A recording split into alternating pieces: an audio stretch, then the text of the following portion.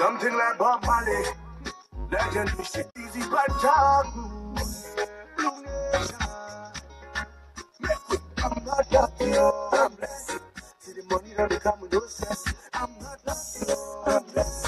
See the money that they come with no stress. I'm not lucky, oh, I'm blessed.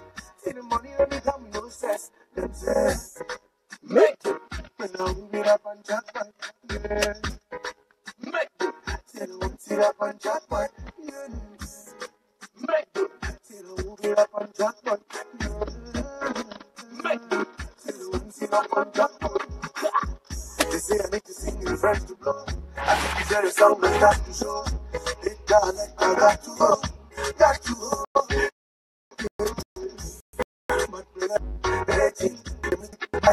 This is something you should know. If one of them know right. So me as a lad, you're trying to make it to the top. Can't stop my blessings. You can't stop my blessings. So man of them know right.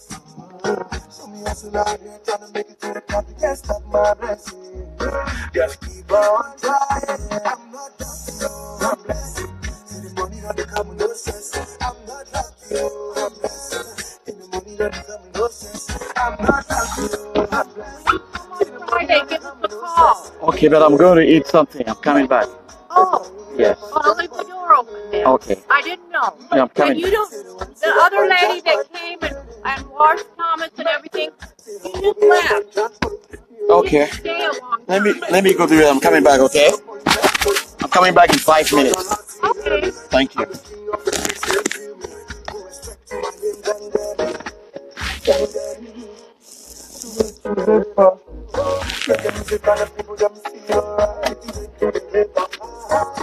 Okay. Okay, I've heard you.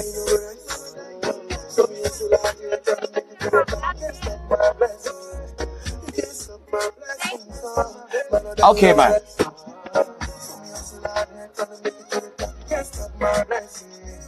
Just keep on trying. I'm not lucky, oh, I'm blessed. See the money that they come with no stress. Good morning, good afternoon, ladies and gentlemen. You're welcome to the Movie Groovy Car Pulling Morning Party. It's another week, it's another day. If it's Monday, you know you're the best and your favorite show. And I am your host. My name is Vallycool. You know, like I always say when I start my show, I will say the Movie Groovy Party Cool Morning Party is not very interactive, an interesting show that runs every day from Mondays to Friday. And we have very interesting people that bring on our show. We have very interesting topics. And I'm so happy to have this very great personality and somebody with a PhD, somebody who is very more, which is much, who's going to be a very big weight on this show today. He's very instrumental. He's somebody, and this is his field, and this is what he did in school. So you're welcome to the Movie Groovy Car Pulling Party. Invite your friends. I want to see more people watching. I want to see more people on live. Share this. I want to shout out to you all watching me right now from all over the world. I want to shout out to you. Debra T, Odette Achu, Solange Singer, Tarolex, Aziwe Awasum, Rosalind Tabi, Engop, The Last Dawn. Thank you, sir, for always being there. How is Cameroon? Are you still on vacation? Mbu Ernest Dollar V, thank you, honey. You can share, keep sharing. Liana, I'm so happy to see you. It's been a while. Keep sharing. Benny Brown, thank you very much. Sub-Bass Integration, oh, you're on the Movie Groovy Car Pulling Morning Party. Thanks for watching. Thank you for watching from Holland. You're a great guy, and your wife is damn beautiful. Thank you, guys. Thank you. I hope you're preparing hard for your show. Oh, you do. My gastronomical best friend, my little brother, Lapiro Mbanga of Oklahoma City. Thank you, Nyanga boy. Invite friends, invite people to come on this show because I have this great guy on my show today. Thank you. Shout out to you, Karen Dong. Thank you. I want you guys to share, please. That's all you can do for me. Just share. I want anything more back then. Just sharing this video. And I want to shout out to you, Delivia, for liking. You are the CEO of this Celebrity Hour. Thank you for watching. And it's another beautiful day. It's another beautiful morning. And we have this very, um, hot, very, I don't know how to call it, very extraordinary smart guest and somebody who is very fashionable, somebody who's got a lot of style. And you are all in the Movie Groove Cool Party. I still wait for more people to come online before I invite my guests. But you know you're on the bright spot. You're on your favorite show. You're on the Movie Couple Morning Party. Manka Akong, please, if you're just tuning in right now, I know you're on the Movie Groovy Couple in Morning Party. Please share the video, share it, invite more friends, share to the groups, share and share. That's all you can do. That's all you can do for me. That's all I'm asking of you to do. I don't want you to do anything apart of just share. That's all the kindness I will need from you to share and share and share. Well, the topic of today is about loneliness. Every ever feel lonely? Have you ever felt that way? Have you ever felt lonely? Trust me, you're not alone. There are a lot of people out there who have that feeling. Some just stay in the house because loneliness is something to me. I thought it was like it's an illness. I thought it's a sickness. I thought it's something. A lot of people said that they're always or sometimes feel that way. No one knows how they feel. Sometimes they feel that way because they're out of the world, because they have their own problems, because someone is stressed and nobody understands them. That's why they sometimes they feel lonely, because whenever they have a problem, they try to explain, nobody wants to listen to them. You know, previous studies had found that young people were more likely to feel lonely, and stressed out. Young people, in those days when we were growing up, we used to have all these run around games, Cizo, Tabala, football. Youth in Africa, they don't always feel that way because they're always playing, they're always out there playing. But it's different in the Western world. Like in America, when I came here, I realized that things are really, really different from our world. Kids only play when they go to school. When they come home, everybody's in the fence. The doors are locked. You don't see nobody out. Everybody stays indoor. They don't know how to interact, how to make new friends. But in Africa, we are free. We just go on the street. We play with strange kids. There's no stranger in anywhere you go, because we have been brought up in that way. So this problem even is so bad that the United Kingdom has appointed a minister of loneliness, and to show that dedication to resolve something that can be seriously health issue. Yes, a health and a health issue. So in the United Kingdom, I've actually appointed a minister. There is a ministry for that, for loneliness, because they know the impact, they know the effect, they know what is happening. So you guys have to know about this. And loneliness is a big problem. So what do we do about it? That's why I'm bringing Dr. Santos to talk about this. Dr.Nick Santos is a PhD in clinical and psychology, from Chicago. He has a PhD in clinical and psychology from Chicago, Chicago School of Professional Psychology. Masters in counseling and psychology from the Capella University in Minnesota. He's a bachelor in history. He has a bachelor in history and political science, University of Boya. And all above that, above all, the Federal Republic of Amazonia State House Press Secretary. So I will have to invite him on the show, and you guys have to actually invite a lot of people to join the show. So while waiting on him, let's be listening to some cool music. Invite more people, guys.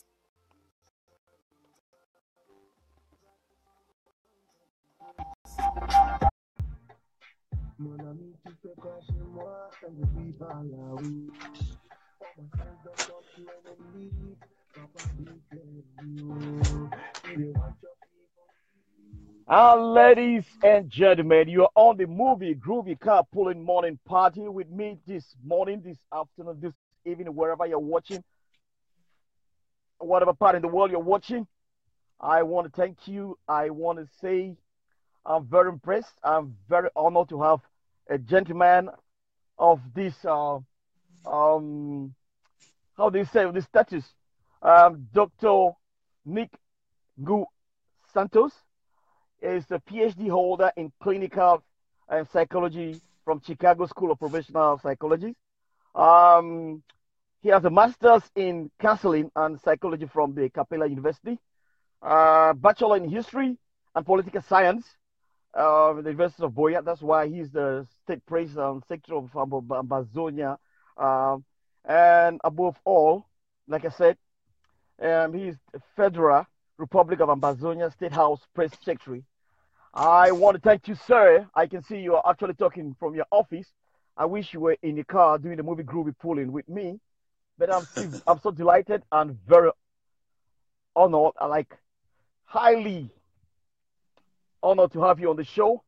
And said like I before you came, I was talking about loneliness, you know. So like the question was like to the general public, have ever feel lonely? Trust me, you know, we are not alone. There are a lot of people out there who have that feeling, you know, who don't really know how to solve it. They don't even know what's coming. But there are many factors that contribute to this, and I know you're going to help me with these factors. And I know, and I just want you all to know that loneliness is a big problem. And what do we do about it? Those are the questions I'll be asking you, sir. So we'll talk about the social style, we'll talk about contribution or everything. And like I said earlier, growing up, we were always active in our street. We were always active when I grew up in Africa. We were always active in our street. We knew our neighbors. We knew who was in the next door. We knew um who was the next five door neighbor. We even know people far away out of our place. We used to go. We don't only stay on the phone. We don't only stay on our computer on Facebook, texting and typing or talking to people, but we could go and play on the street.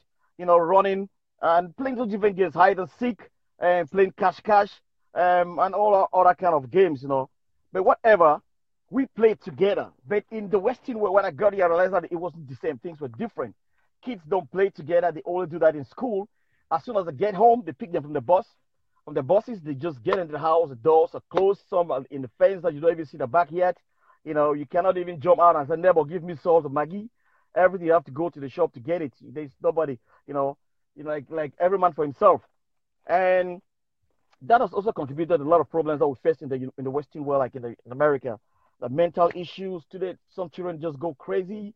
Some are because of isolation started involving in some kind of thing like drugs and all these little things that try to make it very, very bad for the society. So, Doctor, I want to thank you for coming to help out. I want to thank you for being your life. This is not a political scene. I know you're a very a politician. You've been very active in the political world, but today you are in a very, very educative section of your life. So I want you to help us out. That's why I brought you, and I am very delighted that you came. Before I proceed, I want you to say something for the start so that all the audience can hear you say whatever you want to say. I've already introduced you. Maybe you have something else to say that I didn't do it well. Yeah, I want first to verify if you can get me quite clear. Yes, Doctor. 5 on 5. Yeah, thank you very much, Vallycool, for inviting me to your show. At least you're doing a great job because in this kind of programs, our community comes to learn or gets to discover some topics of issues, of some topics of which are predominantly characterized by issues that is of everyday concern and issues that very few have brought attention to. And you're doing quite a great job for the people because you get to enlighten the people on some things that they are suffering from. Thank you for having introduced me as well. My name is Dr. Nicholas Santos. Yeah, I am a clinical psychologist and counseling psychologist. I am a Psych D holder, which is like equivalent of PhD, but more of clinical because I'm a practitioner, not a scholar. Because there's a difference between a scholar and a practitioner. So I'm more of a practitioner, which means that I deal with human beings who have specialized in dealing with human beings who have digressed stressors and mental issues, of which loneliness is one of the cornerstones of, or one of the central points of that characterize, or one of the criterions that characterize most of our mentally diagnosed patients. Yeah, like loneliness, as you say, the common man may just understand it to mean that being left on your own or being cut off or being withdrawn, not only physically, but emotionally and mentally, you can be withdrawn. And one thing I would like to begin with is to caution the audience to try to bring to the audience this information that loneliness doesn't only mean that you lack company. Because I'll bring to your attention that most married people who are in a relationship, some of them are lonely as well. So it doesn't mean that you have company that you are not lonely. So loneliness is a state of mind, more of a state of mind. So that when you bring me in as someone who has done mindfulness and other issues in the psyche, I like to weigh in and give some aspects that broaden the common man's understanding of loneliness. And I think that will help us in this program. Thank you. Thank you, doctor, for that intro. That was very good. You know, a lot of people said that they always or sometimes feel that no one knows them well. Some says they sometimes and or always feel that the people around them are not necessarily with them. Others says that lack of companionship, that is their in their relationships. You just said something about that are meaningful, and that they are isolated from others. You know, but the previous studies that found that people were more likely to feel lonely or stressed. You know, so today, if you go around most neighborhoods, you will never see kids playing anymore. I imagine they are playing video games and instead of hanging around and interacting with people. I went out to a restaurant and everybody are trying to eat. Everybody's on the phone. Nobody's even talking to anybody. Nobody cares what is this. And because you are so lonely, you spend your whole time on the phone. There's another example again. I realize that most of the people that go on Facebook, they are going there not because they really want to engage interaction. They are lonely. You know, they are so lonely. That's why they spend a lot of hours on Facebook just liking and using and commenting and doing that. But they are not interacting. You stay in your room for 24/7 hours and you are typing and doing all this and doing all that and doing all this. Another question is, how can we help these people that complain of loneliness? How can you help them to take them out from this lonely spirit, this lonely feelings? Okay. One thing I must bring to your attention first is to identify the pathology of loneliness, or what are the components that makes someone to qualify as being lonely. So lonely, because you cannot treat something without knowing the causes. Yeah. Most of us who have read literature in our previous academics circles do understand that we used to have what we call two predominant characters. Human beings are comprised of two predominant characters. We have the introverts and the extroverts. The introverts are more of people who do internalize issues and are hardly outgoing, are hardly vocal. They like to keep issues to themselves and they will hardly talk. The extroverts are more of people who are likely to mingle much than any other person and do verbalize or do voice out what their feelings are, what their state of mind are. And so when you compare that situation of being an introvert or extrovert, that characterizes human pathology of, from a psychodynamic perspective in psychology, we really focus on you being an introvert or extrovert to identify the kind of personality traits that you do have. Because let me tell you that loneliness has to do also with personality, the kind of personality. Human beings have different personality types. We have human beings that have narcissistic personalities. We have human beings that have psychotic personalities. We have human beings that have avoidant personality. We have human beings that have antisocial personalities. So if you cannot locate or situate where a particular human being falls in this continuum of different or classification of different personalities, personality traits, it will be very difficult, or it will be confusing for you to mistake a particular human pathology from another. Okay, what are the principal causes of loneliness? The principal causes of loneliness can be one, it can be hereditary, it can be due to a mental illness, it can be due to a defect in personality, which comes as a result of stressors or depressed state, and ultimately leads to withdrawal, which means you can be going through a state of affairs like a stressful relationship. You can have problem at work. You can have fights and quarrels with some colleagues and whatsoever, and suffering from insults, or some people refuse to pay attention to you, or you were disgruntled, or you were caught up in a financial mess. Other areas of psychosocial, environmental, and legal functioning might be defective.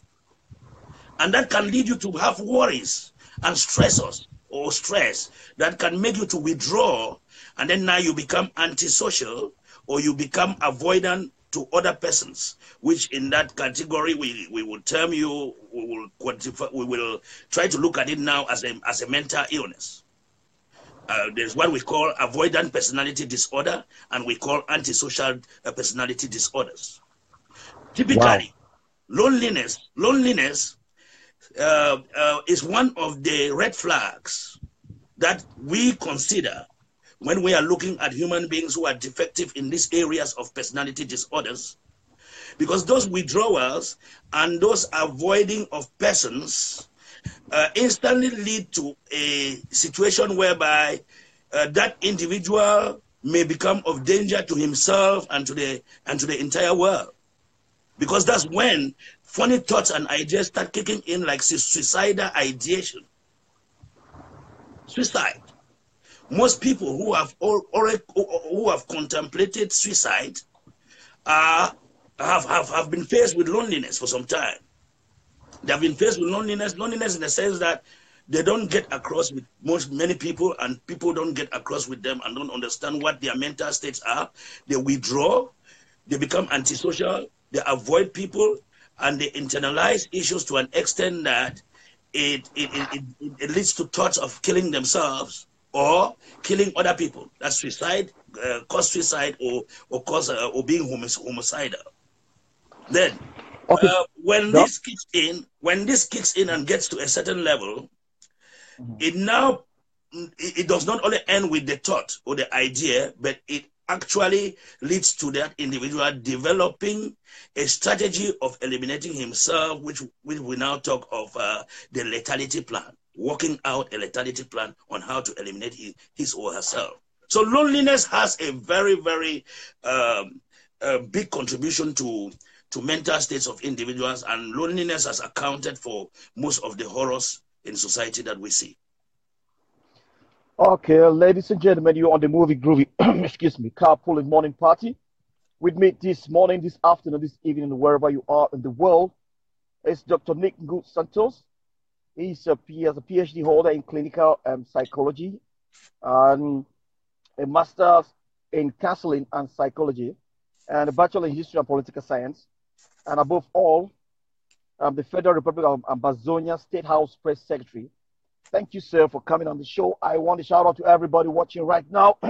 Please, all you need to do is just to share this video, because he is this is not just any kind of a playful kind of a show you just come for fun. This is very educative, and I'm sure you're going to learn a lot from this show today.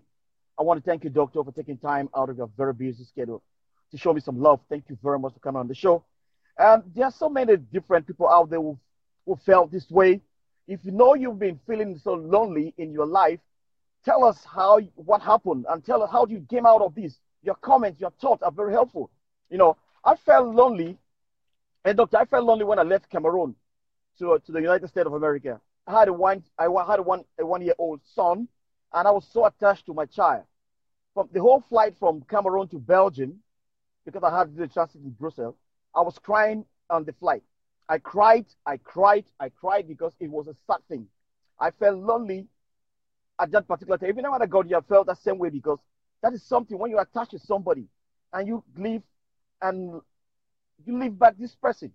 You feel so lonely. There are a lot of old people out there, especially the United States of America, that feel this way because their kids are all busy somewhere working. They don't come back to check on them, and the parents are feeling lonely. Some have all this kind of depression. That's why most of them go to all these houses, have kind of conditional thing. Do you consider loneliness as a public health issue, or why is loneliness a such a health risk, and what such can we do about it? Okay, that's a very good question. Yeah, we have in the psychology of today, we have 10 important facts about loneliness that I want the audience to understand. Yeah, if it's not a public health issue, then it will not be a very important thing for psychologists and psychiatrists to think about, or it will not be a diagnostic criterion. Yeah, when I will give you these 10 facts that we have to know about, then we will come now to see how we can help to avoid it, because in my analysis all the time, I like to go about the medical approach of definition, causes, cause, and precautions or preventions. Now, the 10 facts we want to know about loneliness is that, according to the psychology of today, is that loneliness does not depend on how many friends or relationships you have. You can still have relationships and friends, but you are lonely, which means that loneliness is more of an emotional and mental state of mind, because you can still have many people around you, but yet you are lonely. Secondly, right, more than 60% of lonely people are married. That's according to the psychology of today's statistics. More than 60% of married people are lonely. If you are unhappy in that marriage, you are lonely. Because you seem to be with somebody, but you are not with that person. So I know that most people will be surprised about this, but that is the truth. It's the truth, doctor. I said it once in my show. And then the third aspect is that loneliness distorts our perception of our relationships. Loneliness distorts. That's loneliness totally upset or distort our perception of our relationships. Because studies have found that merely asking people to recall times they felt lonely was sufficient to make them devalue their relationship. These perceptual distortions often cause lonely people to withdraw even further from the very people who could alleviate their loneliness. So, and then loneliness is contagious in social network, which means that loneliness has a clear stigma. We tend to be able to spot and identify the lonely people around us. One study found out that over a 6-month period, lonely people were punished to the periphery of social networks, and surprisingly, so were their friends. So loneliness is contagious in social workplace, in social networks. Then another point is that loneliness makes our bodies feel like we are under attack. Then the 7th point, we have loneliness significantly increases our risk of cardiovascular diseases. So you now get the medical ramifications of loneliness when it comes to our health. That's where you were talking about public health. Loneliness can increase our susceptibility to cardiovascular diseases. You see, so and then also loneliness suppresses the functioning of the immune system. Loneliness suppresses the functioning of the immune system. And then college freshmen who felt lonely had poorer reaction to flu shots. These are according to the psychology of today. And then the number 10, they said loneliness is as dangerous as cigarette smoking. That's an interesting one. Yeah. So because as a scientists have concluded that given all the drastic ways of which loneliness impact our bodies, it represents as great a risk for our long-term health and longevity as smoking cigarette. Indeed, studies have concluded that chronic loneliness increases our risk of an early death by 14%. Now you see the disaster. The disaster of loneliness, it reduces, it puts us, being lonely for a very long time further exacerbates your health and your mental health and put you on the harm's way of being a victim of a cardiovascular disease. And not only that, it just reduces your life expectancy by 14%. Thank you, This sir. is catastrophic. This is catastrophic. And we now come to it that after seeing how dangerous loneliness is from the psychology of today, how do we take some steps to prevent? Because I always talk of the causes, the cause, the prevention, or the treatment.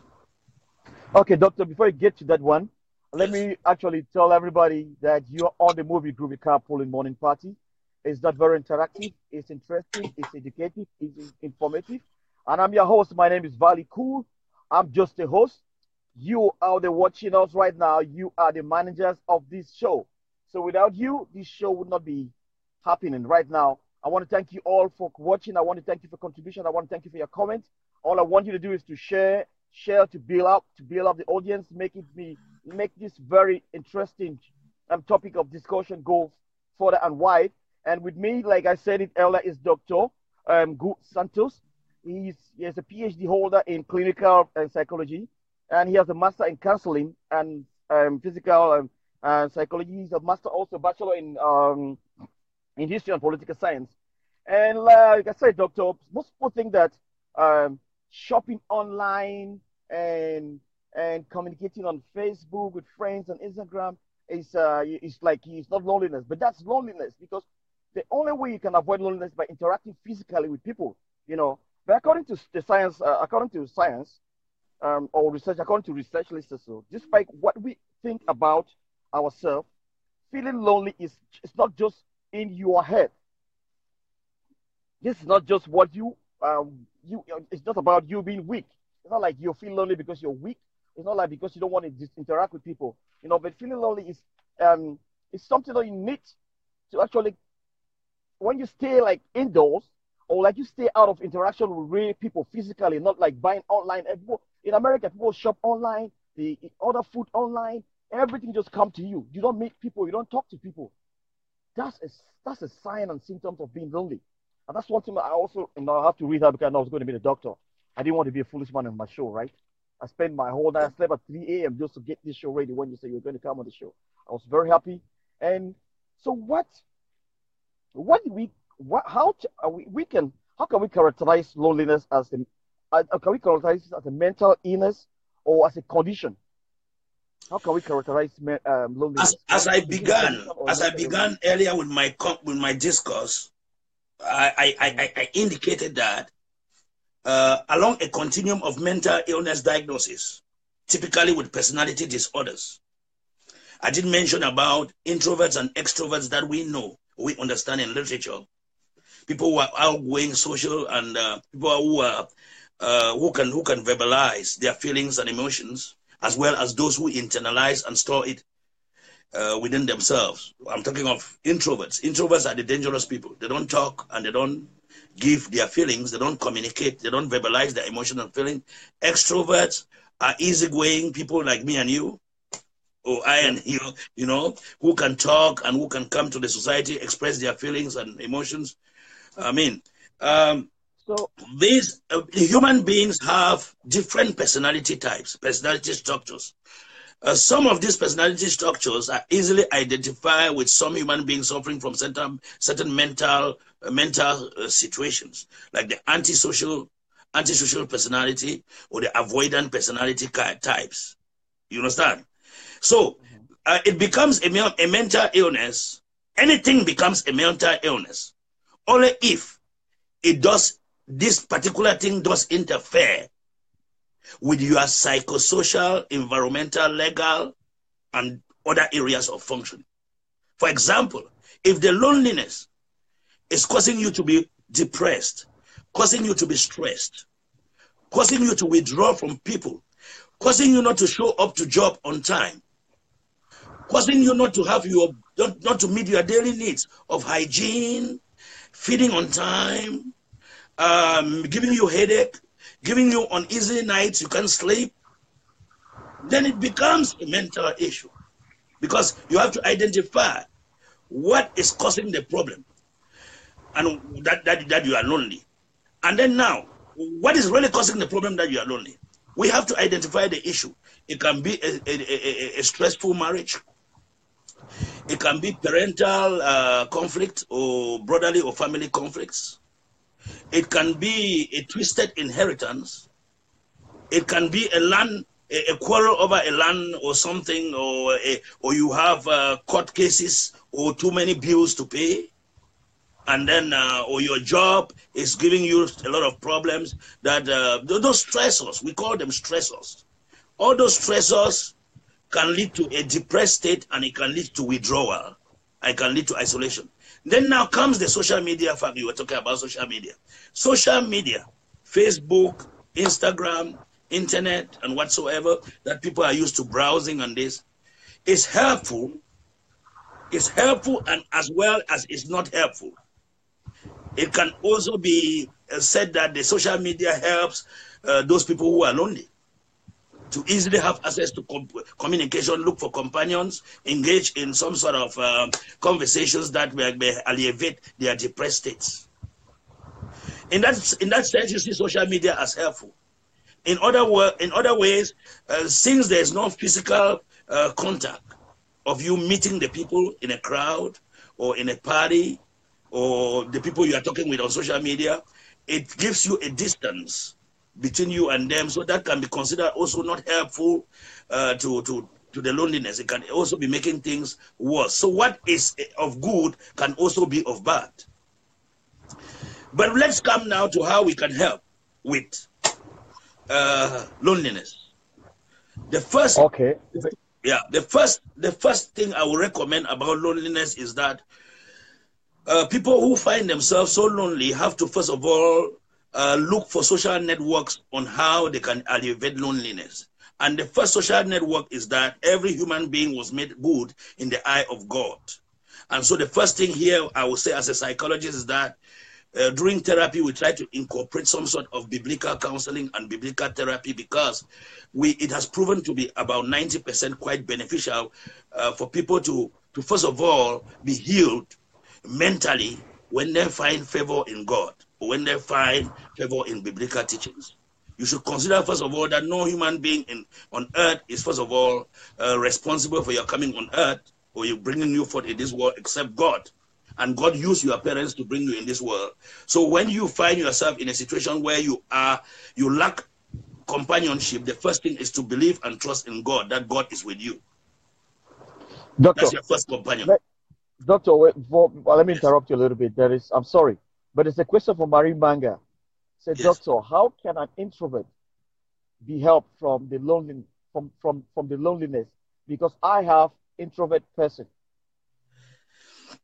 Good. This is what I'm talking about. This comes to what I just began to mention. Thank you that you called my attention to that question. I know a lot of introverts, and I have some of them, even some of my kids. I can identify one or two of them that are introverts. Yeah, the issue in it is that first and foremost, the parents of that child, or if you are a grown-up, you have to identify that being an introvert means that you do not get along. You do not verbalize most often what your emotions and feelings are, and it gets you into loneliness because you want to avoid people, because you don't want to talk and you don't want to get along with people. You want to find yourself in a solitary environment all the time. If one of the great treatment to this is, first of all, initiate yourself in social networks. If you're an adult or if it's a parent, let the parent initiate the children in social networks or social groupings that will push the child to learn some coping skills and verbalizing skills, and then also get help from a psychotherapist or from a psychologist on how some kind of beneficial programs that can get you to talking, or can get you to verbalize your feelings and emotions. Get the child enrolled in programs like choral music, religious networks, and other outgoing activities, vacations and tours and cruise tours and other things that will cheer the person up to speak and will get the person to some sort of wellness. So the first thing, as I said before, is that anybody who that loneliness feeling, the first thing is to have that strong belief that there is a God that loves you and that you are not alone. Even if the entire world hates you, you have someone who got your back. Then secondly, try to break through that feelings by first of all identifying what is causing the loneliness, because we can only treat something if we know the cause of that thing. For example, I mentioned the list of them. It can be a problem with their job. It can be financial stressors. It can be relationship problems. It can be this, and we are here for that, because when somebody has those kind of problems, he needs to meet a psychologist. It can be sexual unsatisfaction among partners. It can Yeah, be that's very correct. impotency. It can be And impotency. It can be especially the, infertility. It, the worst the worst part of that sexual thing is that when you have a partner, like those who date or have relationships far away from them, and then you think yeah. that you can do some jack up videos and things like that, think you feel only send me naked pictures. You are so lonely. All this will help you. That's what the Very physical, cool. everything. Yeah. I've had couples who have called me for therapy, like two couples from different areas, and mostly African couples and from Cameroon. In one couple, I discovered that the wife was over demanding. Yep. And then in another couple, Over demanding what, doctor? I found that the husband was Excuse over me, doctor. demanding. So Over I wish demanding I were what? God to reverse the couples. Wow. Oh, ladies and gentlemen, you are on the movie Groovy Carpool in Morning Party. With me this morning is Dr. Nick Santos. I still have word to appreciate you for coming up, and you're doing great. The show is actually running smoothly. I can see people are happy to learning something. And if you ever feel this way, if you ever feel like you're lonely, what do you, what happened? Tell us the situation. How did you get out of it? I want you to just join in, send in your thoughts, send in your comments, ask questions. Because we have a doctor. It's not like any person that we just have. We have a doctor, and it's going to help us out. Doctor, let me continue with this other question. Are there certain things that happen to the brain or to the body when you are connected or disconnected from people? Can that be illustrated from I mean, in front of being like is that a problem with that? Like if you're not connected to people, is that something that affects your brain when you're so lonely, or your body or something? You know, can you tell us? Is there anything that happens? Yeah. Let me tell you people that we talk of triggers. We talk of triggers, triggers to the brain. You know, the brain is like an electric circuit made up of many millions and millions of wires or so, you know. And we call in the brain, we have what we call the neurotransmitters. The neurotransmitters are basically sockets or type of neurons whereby information does flow or does flow from one part of the brain to the other part of the brain.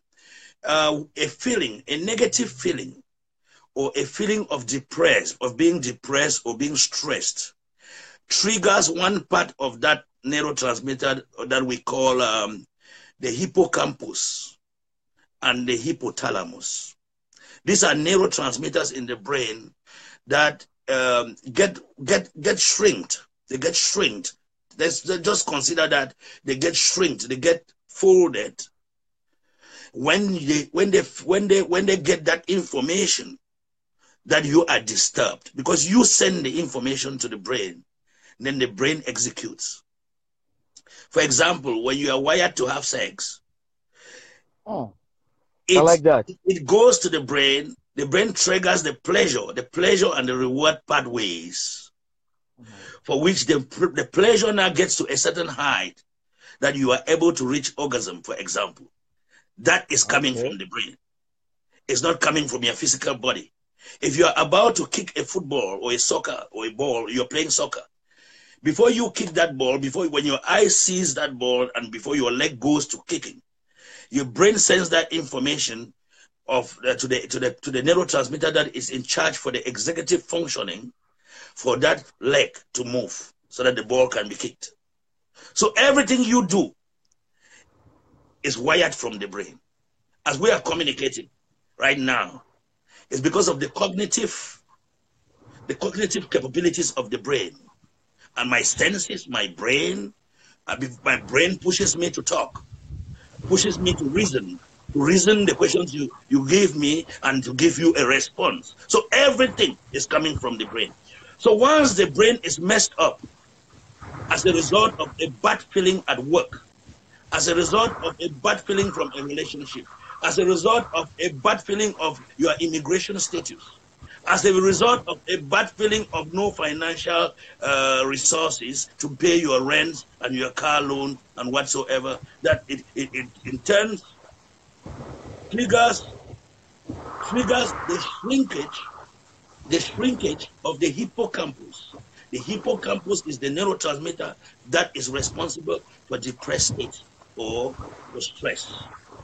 And then, Doctor, you yes, need to be breaking this thing down, man. You're just even me. I'm right that there. I'm not even understanding what you're I've saying. just said that This is the this is not hippocampus helping me is at the all. neurotransmitter like an electric circuit in the brain that is Okay. responsible for controlling your stressed and depressed states. So once it shrinks, it sends that information that you have to be worried. You have to be worried. Can can Your blood pressure may go high as a result of you being worried too much. Other things might can o- happen. Withdrawal may can set in and other things. Yeah. can obesity be as a result of stress, of loneliness, or what? Can that cause obesity, loneliness? Yes. Medically, another doctor that is specialized in those areas can better respond. But I know that people do put on weight. Yeah, because we have bulimia nervosa, and bulimia anorexia. These are definitions for overeating, and that leads to changes in size and weight. You gain size or you lose size and all those. So that is a mental illness as well, because it makes people to feel that they are not fit for the society. They are not they lost interest in their body shapes because of Yeah, the withdrawal overeating and make other them. things. And That's good. all this, That the withdrawal make stress them think a lot. stress can cause you stress can cause you also to put on a lot of size, as well as overeating or not eating well can also make you to lose weight and all those type of things. So not only stress but also eating. So Okay. but we know that stress does make some individuals to gain some unnecessary weight. And so for that particular response to that question, I think a medical doctor who is specialized in that area can better answer that. I'm interested about the emotional and the mental state of affairs. Okay, doctor. Before I get to a question from Marie, let me ask you this question: what is the tactical or technical way that is psychologists like you think about loneliness? So, what's that tactical or technical way that you think about loneliness? To tell a layman like me or all the guys watching, I'm sorry, I'm a layman.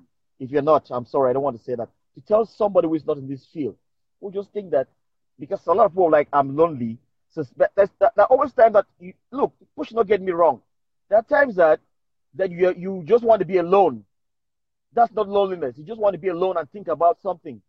Just want to cut off yourself from people. It's not that like you're not lonely. Like let me take a moment. I want to be alone and think about something. That's different. That's okay. But what is that tactical or technical way that a psychologist think about loneliness? Yeah, as I said it before, and I will come again, I want the common man to understand that loneliness does not mean that you lack company. Mhm. You can married people have company because they are married, right? But 60% Sure. of married people are lonely. How is that possible? Because loneliness is an emotional and psychological state. It's more of a mental state. It's more of a picture whereby the people around you, or there is a disconnect with the people around you. Disconnect in that very few seem to understand you. Your wife doesn't understand you, your child doesn't understand you, your parents doesn't understand you. You are with them in the house, but you don't cut across, you don't connect with them. You don't connect with them. They don't know what your ambitions are. They don't know what is your stake in life. They don't know your planning. They don't want to get into your world. You are lonely. Right. You are cut off. That's right. You are withdrawn. So, but when we get to talk, like I'm talking with you, I'm not lonely now. Because we connect. Sometimes it's good for families to sit on the table. For example, some parents, they come into the house, they meet the children, they meet the wife, they don't say anything, good afternoon, good evening, nothing. Just go into the room, don't be back and start snoring or reach out for a beer or food. No, you have to sit around with the children. You ask them, how was your school today? Was everything good? How was your teacher? Was school okay? How was your coming back home? How was the bus ride? You move from A, you move to B, you move to C, then you get along, you are connecting, and you're making sure that all of you people are together on the same train. Some people are used to not going out with their families, going out for a vacation. I mean, environment becomes so stressful, overburdened, and they are living together and not living together. That's loneliness. So you must identify that somebody is lonely, and you must identify the cause of the loneliness. You can be lonely in an area, but not lonely in another. For example, it's not because you have a grown-up child who is at puberty or so, like 15, 16. You, the mother or the father, you have never talked about sex education with that child. That child is lonely in that aspect. It's lonely and clueless. So we want to use loneliness to go beyond the definition of lack of company. We want to use loneliness to look into other areas of loneliness. If you haven't discussed sex education with your child who is 15 or 16 or 17, don't you think that child is lonely? He has been left alone, left on his own in that area to navigate it the hard way. So loneliness is broader. I want the population to understand that loneliness is a broad, we look at the broader aspect or the bigger picture of loneliness. We don't have to just remain with loneliness and say that, oh, it is the lack of companion, or he's left on his own or on her own, he's withdrawn and this. You have to look at what is causing that so that we can help that aspect. And then if we, the parents, start looking into these aspects, loneliness from this perspective, to help our children, or we to help our friends and colleagues in other areas, because we have to identify the stressor. When we identify that stressor, then we have to work towards that stressor. If it's financial, we can help. You can go for financial recovery healing. You meet a psychologist or a therapist. You guys will work out a remedial plan. We'll identify the areas of loneliness. We'll identify the areas of dysfunction. Then we'll come out with a treatment plan of goals that have to be attained so that you can get out of this area of loneliness. Okay, Doc, let me go down to the questions. I have a question for Mary and Malika. I don't know if the Malika or Malika, what's the name. I'm sorry if I can't pronounce your name well. But to add on to what you just said, most of our parents, parents do nowadays, they fail to understand that about sexual orientation is not only for the girl child. They neglect the guy, their sons, and mostly concentrate on the female child. They forget that they can also have the same discussion they have with their child because they think the girl have to go through all this thing, and they don't care. They care less about the guys. So that's something that you should know, that if you're advising your daughter on all these little things, you need to talk to the boys too. You don't think that because they can't get pregnant or because they can't have something means that you don't have to train them on what to do or how to treat a woman. You see. But let's move on to the question, Doctor. Marie Manga said, Doctor, there is a question I keep I kept acting as an introvert and a loneliness, or let me say, an a loner or loneliness person. Can it cause a person to sexually not active? You already answered that, but I want you to answer again for her. Can loneliness cause a person to sexually not active? She's an introvert and she's lonely. She want to know if that can cause her to sexually not active or not even get to reach orgasm. Yes. As somebody also who is someone who has keen interest in this branch of the field they call sex psychology. Yeah, that's one of the areas of interest that I was particularly keen about too during my studies, to know much about mindfulness and other issues that concerns our daily life, emotions, relationships, and what. You know that as I said before, that when the brain is wired, the brain gets wired from the information and reactions that you send to the brain. Mm-hmm. If you are stressful, if you have a stressful relationship, Mm-hmm. if you have a stressful relationship, the appetite to have sex diminishes. Let alone.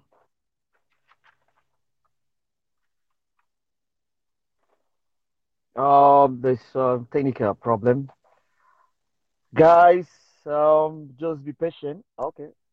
Doctor, what happened? Somebody called Yeah, you? I'm here. I'm back. There was an incoming call, though. I would have muted. Yeah. Okay. Yes, sorry. Can you guys hear me now? Can you Yeah, we hear hear you me? now, but the image is not very good now. We can hear you now. Let it Oh, take. let me Okay, see. that's good. It's very it goes back. It's okay. It's back now. Yep. Go ahead. Yeah. Although it's not very good Okay. as before, but it's What okay. I wanted, Mhm. what I wanted to tell you is that when you don't get wired, you don't get, you don't attain, you don't have that desire to find it. There's loss of interest to engage in a sexual activity, let alone attaining orgasm, because as I told you before, what the information that you send to the brain is what the brain acts on. If I'm just coming from a dispute or a quarrel or a fight or a financial loss, or I've been fired from my job, when I get home, right? For example, Yep. my wife wants us to have sex. Place yourself in that situation. Will you be happy to have sex then when you have just been fired from job? No way. That's a question I'd like to ask you, Mr. Valley. I like sex, so I will try.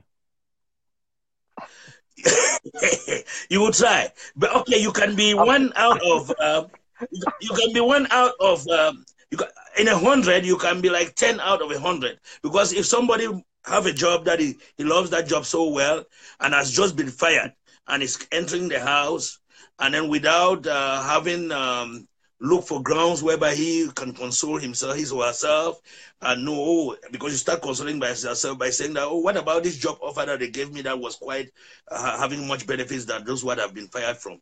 Let me think about that and let me give them a call. Maybe they will hire me again.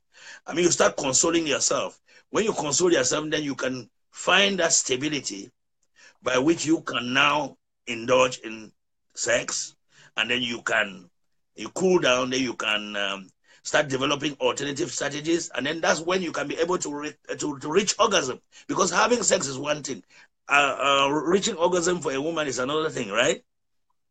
That's correct. Yes, Women are it's made of difficult bad because beasts. the state of mind Uh-huh. does influence your attainment of that height of satisfaction.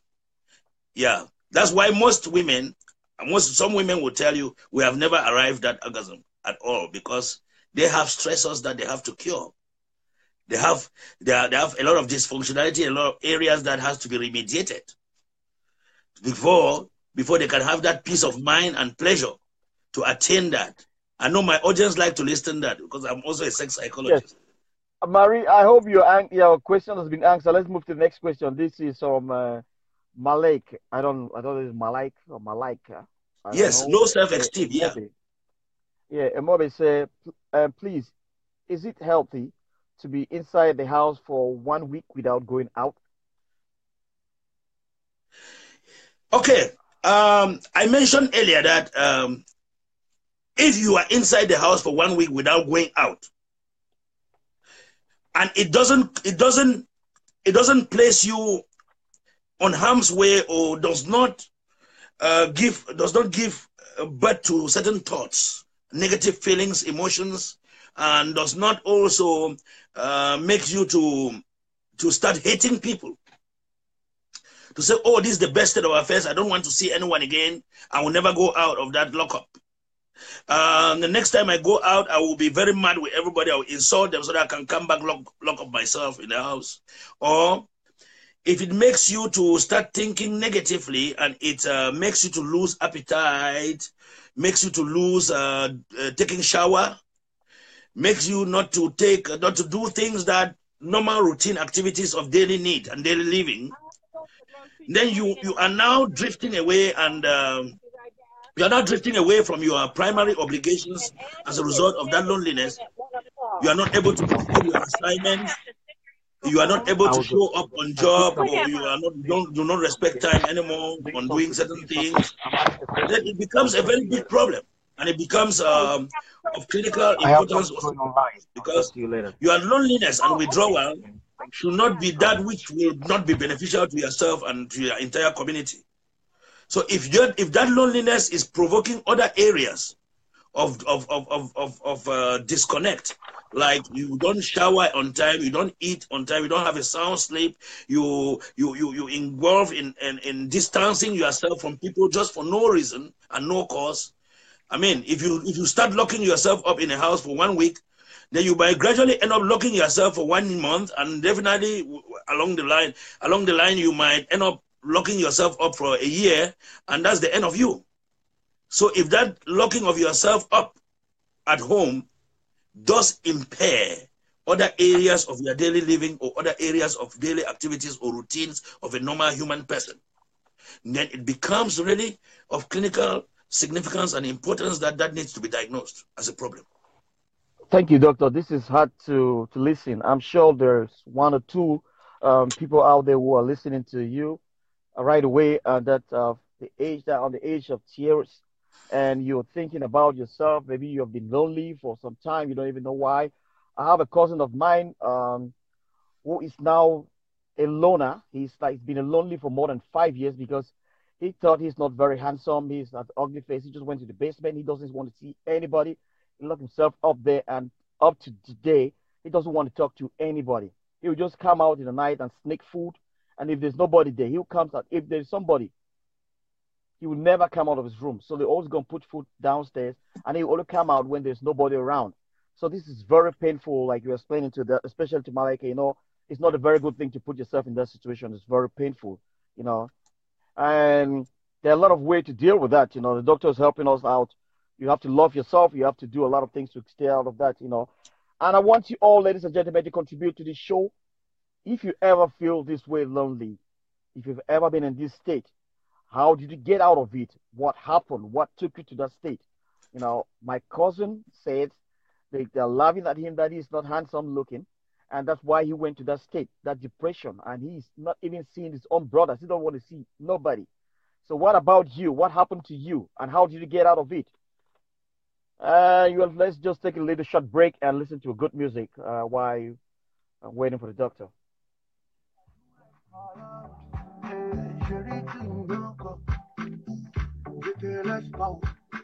C'est toi la femme de mes rêves, la femme de mes rêves. Oh, we can love you better.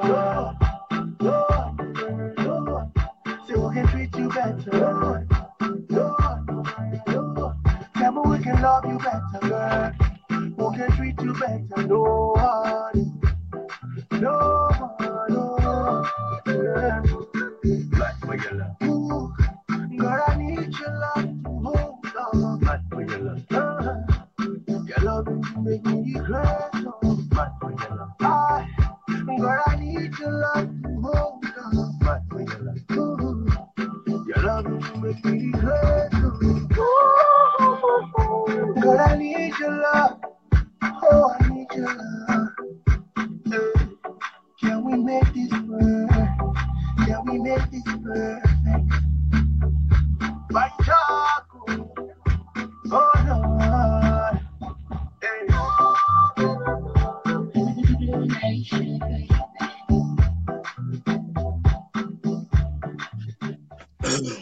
You are back on the Movie Groovy Carpooling Morning Party. Ladies and gentlemen, I want to thank you all for contributing. I want to thank you all for sharing. I'm sorry that I can't call all the names today. I see you all. I see everybody that's on live with me. I want to thank you all for doing that. And I want to read this comment for Liana. I love that name. Liana. I've never heard of that kind of name. Maybe it's from the southern of Africa, southern part of Africa. Liana. But I think some of these causes of loneliness is low self-esteem. That's very correct. That's a good point. Some of us think we are not good enough or beautiful enough to mingle in the society, which is not true. You're very correct. We all have this special gift to share in the world. God is no fool. I have seen girls who are physically not beautiful. Sorry to say that. It's okay. But they, the way they talk and behave around you make you fall for them over and over again. So I think it's about accepting who we are, identify those things that we are good at doing, and work on and try to build up our self-esteem positively. Thank you very much, Lina. Some people, when they just tell them, they look at what?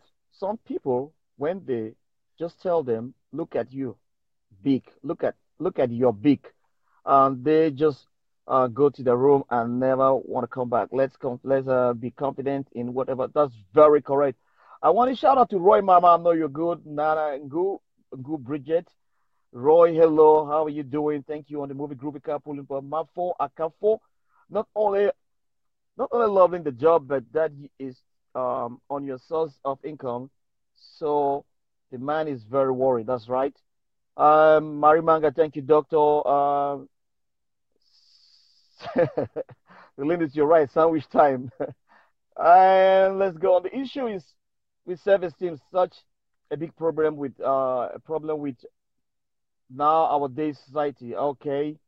And Lumlinda, can stress cause? Okay, can Lumlinda ask this question, Doctor? Can stress cause impotence?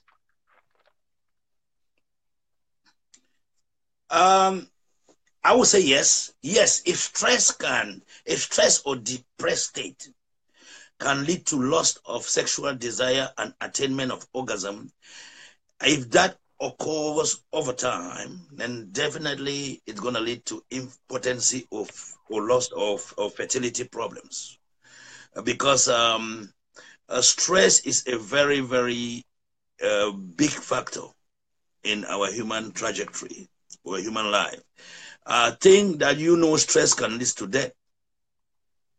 If stress can lead to death, then definitely stress can lead to a lot of other areas of clinical concern, like impotency, sterility, and other things. Because when that human being is so depressed over time for a very long period of time or for years, and not having that desire and that attainment and that whatsoever to have relationships and get into sexual activities and let alone attaining orgasm, then it becomes part and parcel of you, and then you cannot give birth. Yeah, I would like to weigh in on other areas you have just mentioned, like the self-esteem factor. The self-esteem factor. Yeah, self-esteem, self-worth. These are feelings that you are not good enough, as you said. You are not. You are lesser than other human beings. You are inferior. You are not like this person. You cannot do anything good or positive. You seem to just bring yourself low into the slum, and you think there is no way you can measure up with others in other areas. You look at yourself. You lost that interest in your own self, your own image. You don't like your size. You don't like all those. You don't like, you cannot get good grades like the other person in school. You think that, I mean, you seem to have given up, you know? And then it can lead, it's one of the great issues that can lead to withdrawal and loneliness as well. And I think self-esteem building or self-worth building is typically what most of us do in therapy when we discover that that isolation or that mental issue of antisocial or avoidant personality disorder has to do with the person's withdrawal. Sorry, there was a pause. Yeah, the person's withdrawal as a result of uh, as a result of having that loss of self-esteem or self-worth. So what basically we do is we empower that individual. We empower that individual to regain self-worth and self-esteem by exposing that individual to other processes that will restore that person to know that he can do the same kind of things that everyone else can do. There are other means. Thank God our society is developing that people can change their nostrils, they can change their faces, they can, there's nobody that's ugly nowadays. There's nobody Only that's rich ugly. people.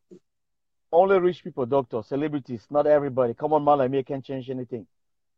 Yeah, but I think that there are a lot of substances. I'm not talking of expensive plastic surgeries and all those kind of things. I'm talking of nowadays we have fashion things. Fashion things. Ladies have good powders that they can transform themselves Makeup. into white ladies now. That's right. And when they get up the next day, you don't know whether it's that person. You know, we have we Valida's a good one there, right? We have all kind of fashion kind of things. Men too can become handsome by getting good glasses, Gucci glasses, and getting nice haircuts and nice suits and put on. You know, so you can change that. You can change that. You can come out of that self-esteem if someone really tells you, "Oh, this is how I want you to look like now." That can beef up your self-esteem and reduce you feeling so inferior. I want to get you out of that. I want to redesign you. I want to redesign That's right. you.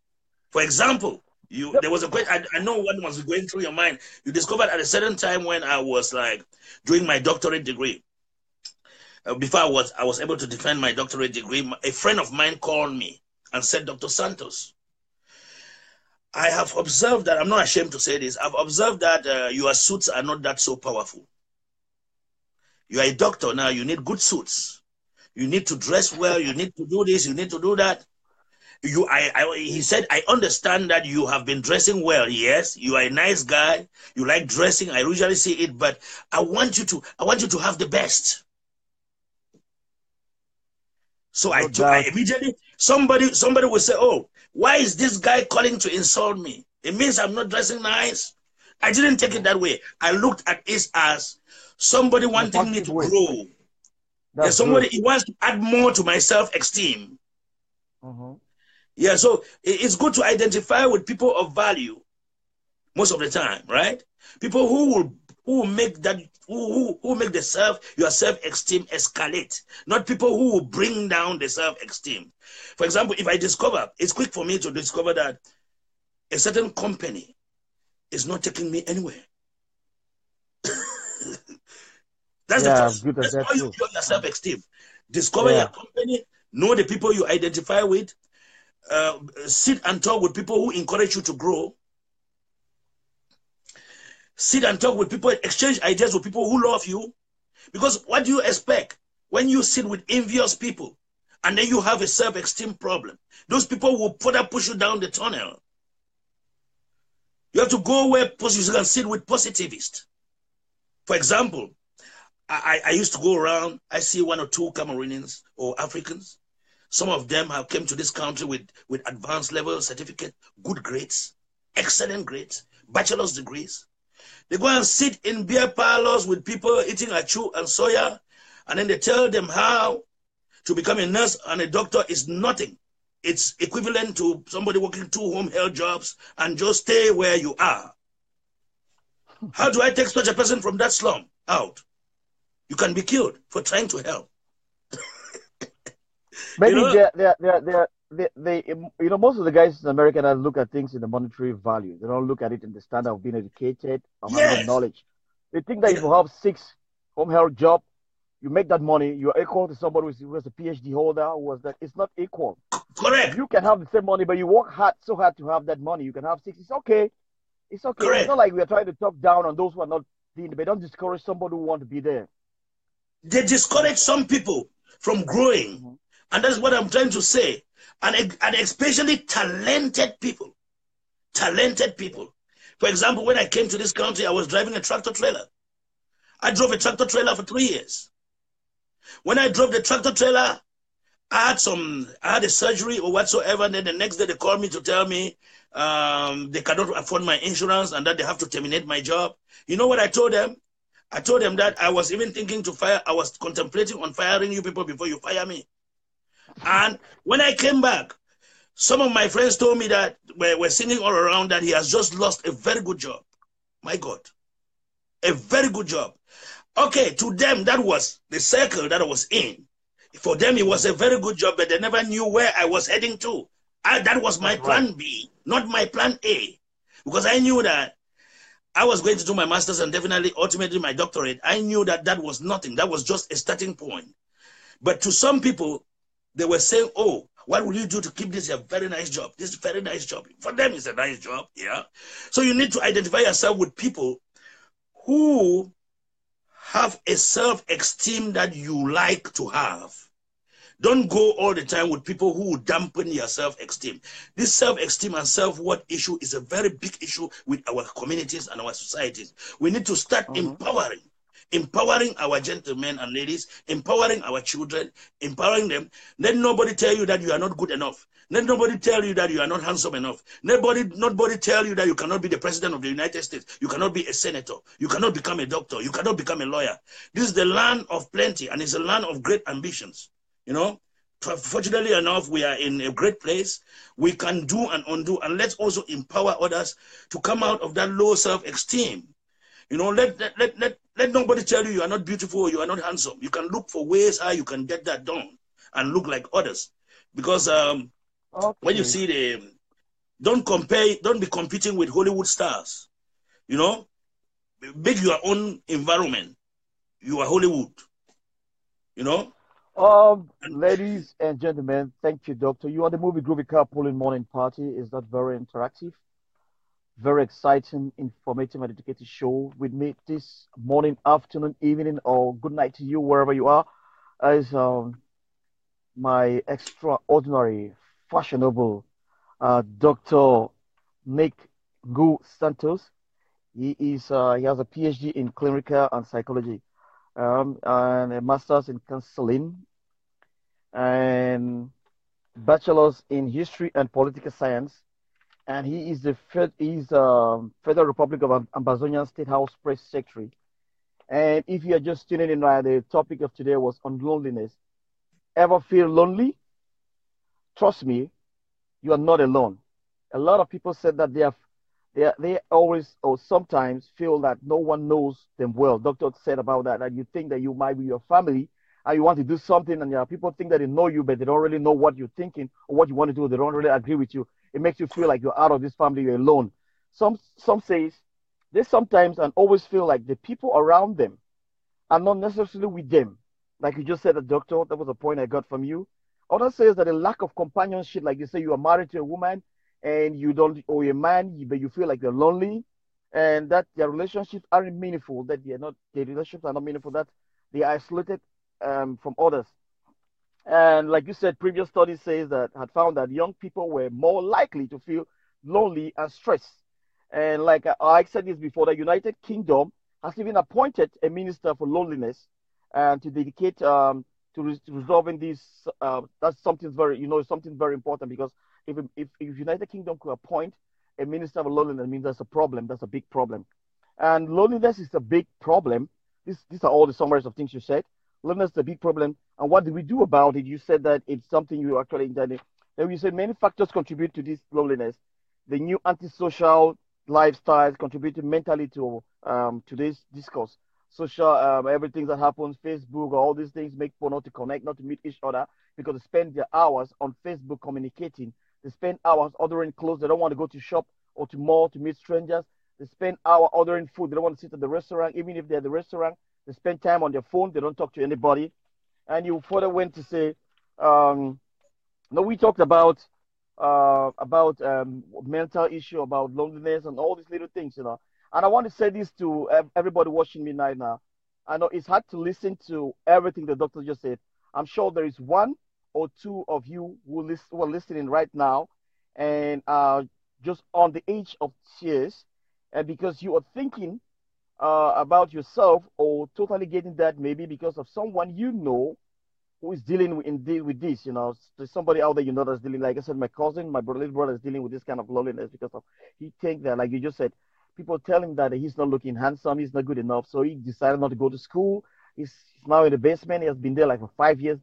He doesn't want to see anybody. If he's upstairs and he hears the voice of anybody, he will just run down, or somebody touch the door, he will just run to the basement. And so we want to ask those who have been in this loneliness. So how they deal with it? What are they thinking? We would love to hear from others. We've read comments how they deal with this loneliness. Maybe it's going to help other people listening right now. I hope what you said, doctor, is going to help others who are right now listening to us how to deal with loneliness. You know, I'm thinking about my old grandmothers in the village that have been abandoned by their kids. Like this, like I said last week, I was talking that you always have to call your parents. Sometimes they feel lonely that they have this amount of kids and nobody, we are all busy working money and nobody calls. And then you only want to tell us that, oh, I lost my mom, but you didn't celebrate your mom when she was leaving. You didn't tell us that, oh, my mom is 50 years today. My mom is dead. You didn't say, I'm thankful I spoke to my mom. You don't write anything on Facebook. All we see is, oh, I lost my mom and my mom died yesterday. I'm lonely. That's when we know that your mom, you even had a mom. So we should stop doing all those things, you know. And doctor, I want to thank you that for everything you've said. You've actually taught, teach us a lot, and we've learned a lot from you. And we thank you immensely for everything you've done. If we keep going back and over, it's going to be a repetition. It's something that we don't want to do because you've said it all. But I would like to read this out to a lot of you out there. This is something I wrote, something I've noticed in America. People walk in lockdown buildings, then get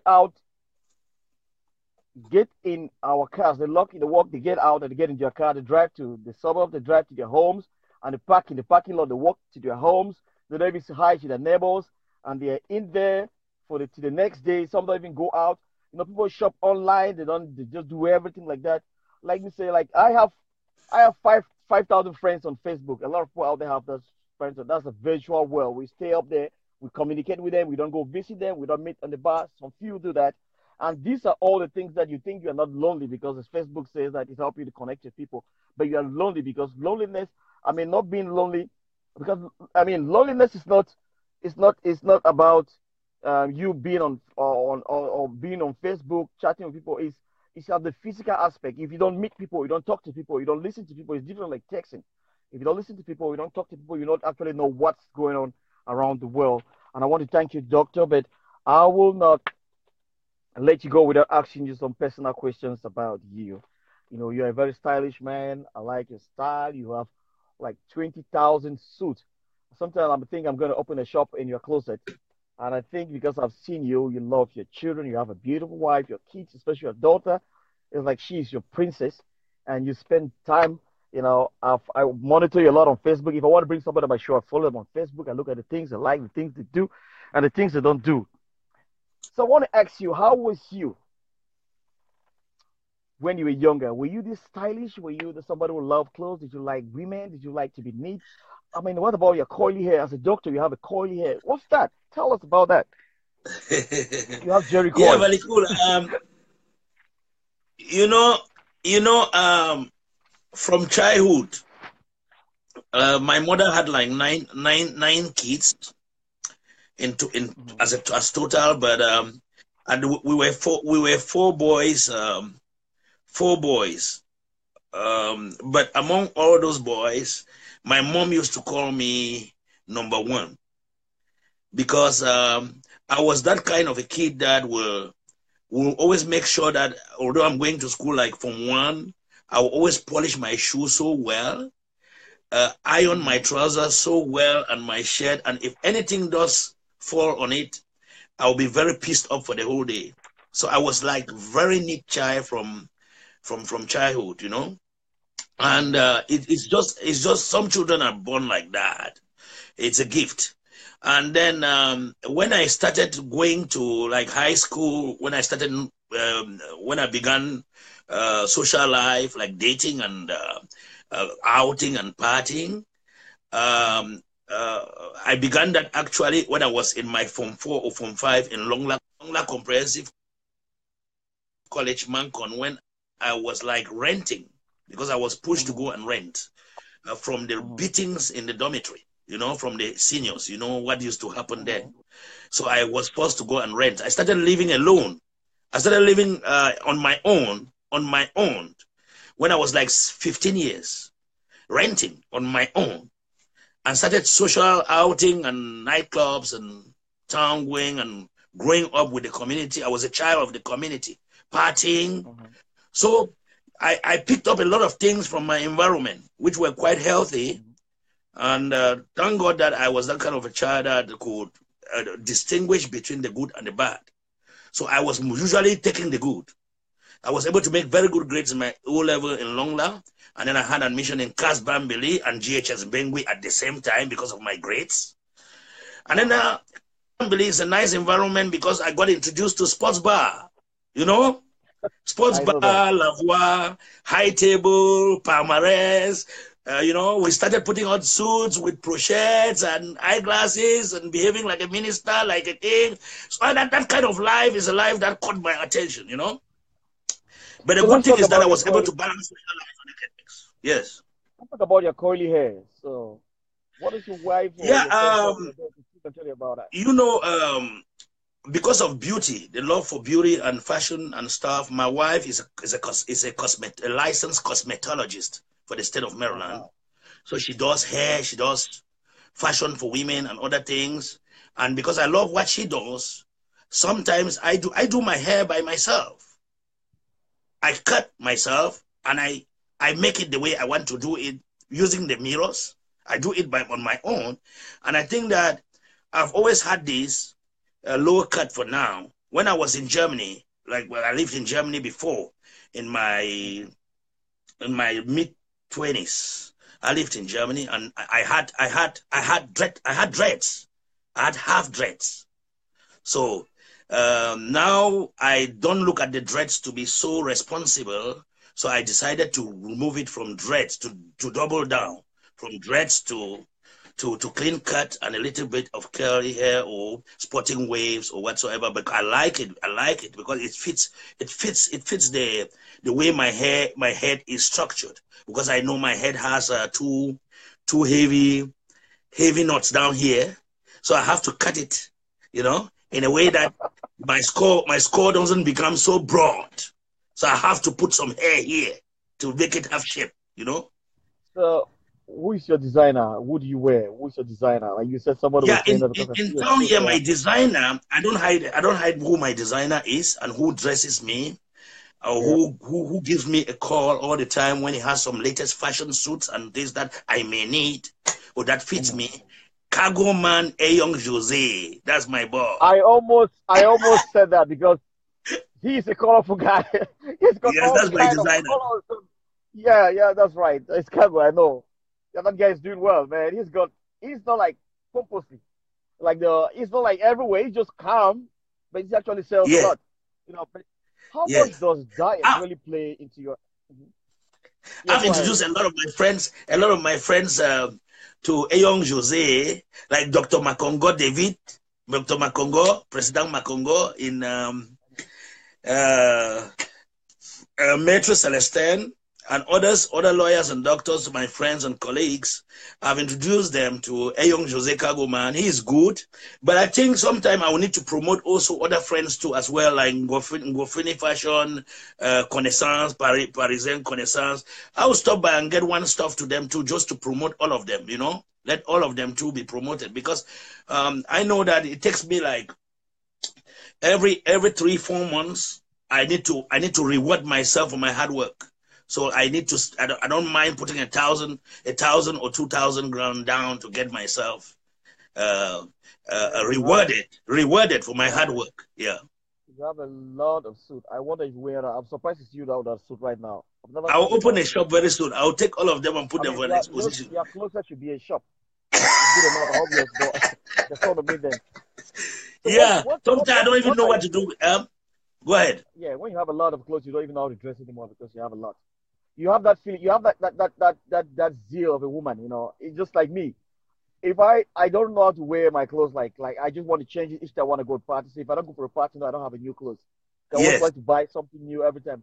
You have that same zeal like me, like a Yeah, woman. I You have. always want to Yeah, have we something got a different. lot of taste for fashion. Yeah, I Yes, I discovered that like that. I like you it. were. Yeah. So I spend money a lot on clothes and I get so disappointed. I have a lot. But sometimes I wear the shoes like 4 times. I don't wear it again. I just keep it there. And the shoes looking good. I will say like six, 1 year. Then I'll come back to the shoe. I'm like, oh, this shoe is still looking nice. That's something I was about to dump. Then I went and I came back and wore it like, oh, I didn't know this shoe was still looking this good. That's good. So, but what are your success habits? Yeah, I'm here. I'm here. There was an interruption. Can you hear me now? Okay. Yeah, what are your success habits? Um, my success habits. The first thing is let nobody influence you. I influence myself. Be a listener to others, but be the decision maker. Listen to others, but be your own decision maker. Don't allow people to influence you, because out of 100 people who will give you suggestions or contributions or ideas, 70 wants to take you off the tunnel or off the route of success. And you should bear in mind that majority of the people who come around you are coming to get you derailed, not to get you to move mountains. So choose your company wisely. I prefer withdrawal. I prefer withdrawal and re-strategizing as a policy than much integration that will lead you to disaster. At any time I sense that some friends are not worth to be friends, I withdraw from them and re-strategize. That's So, has been the doctor, source of my strength. Yeah. you have a nice hair, a nice body structure. I'm not a gauge man, but it's okay. I'm a host. I have to say all this.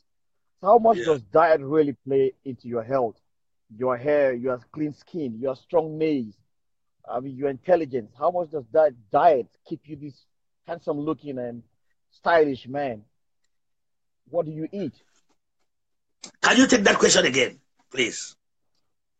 How much does diet really play into your healthy hair, nice curly hair, your clean skin, body, nice, soft, clean body, and your hard nails, like the good fingernails of a real man, because Yeah, I you're think always that thinking. my diet, typically as a culturalist, I am still caught in that web of African meals.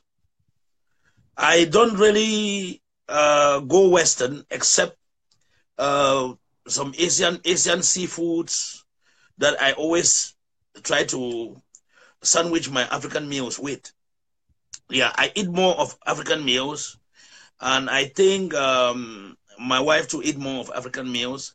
But one thing I'm trying to do now is to cut on the cholesterol, and also to avoid some fatty stuffs, because when you are at this age that we are in, when you're approaching your 50s or you are in the mid 40s, you have to be careful about your weight size, your size, weight management, and other things, because that is the time where you are susceptible to most of the diseases of the middle and adult age, cardiovascular, hypertension, diabetes, and other things. So we need to really watch out for our meals this time.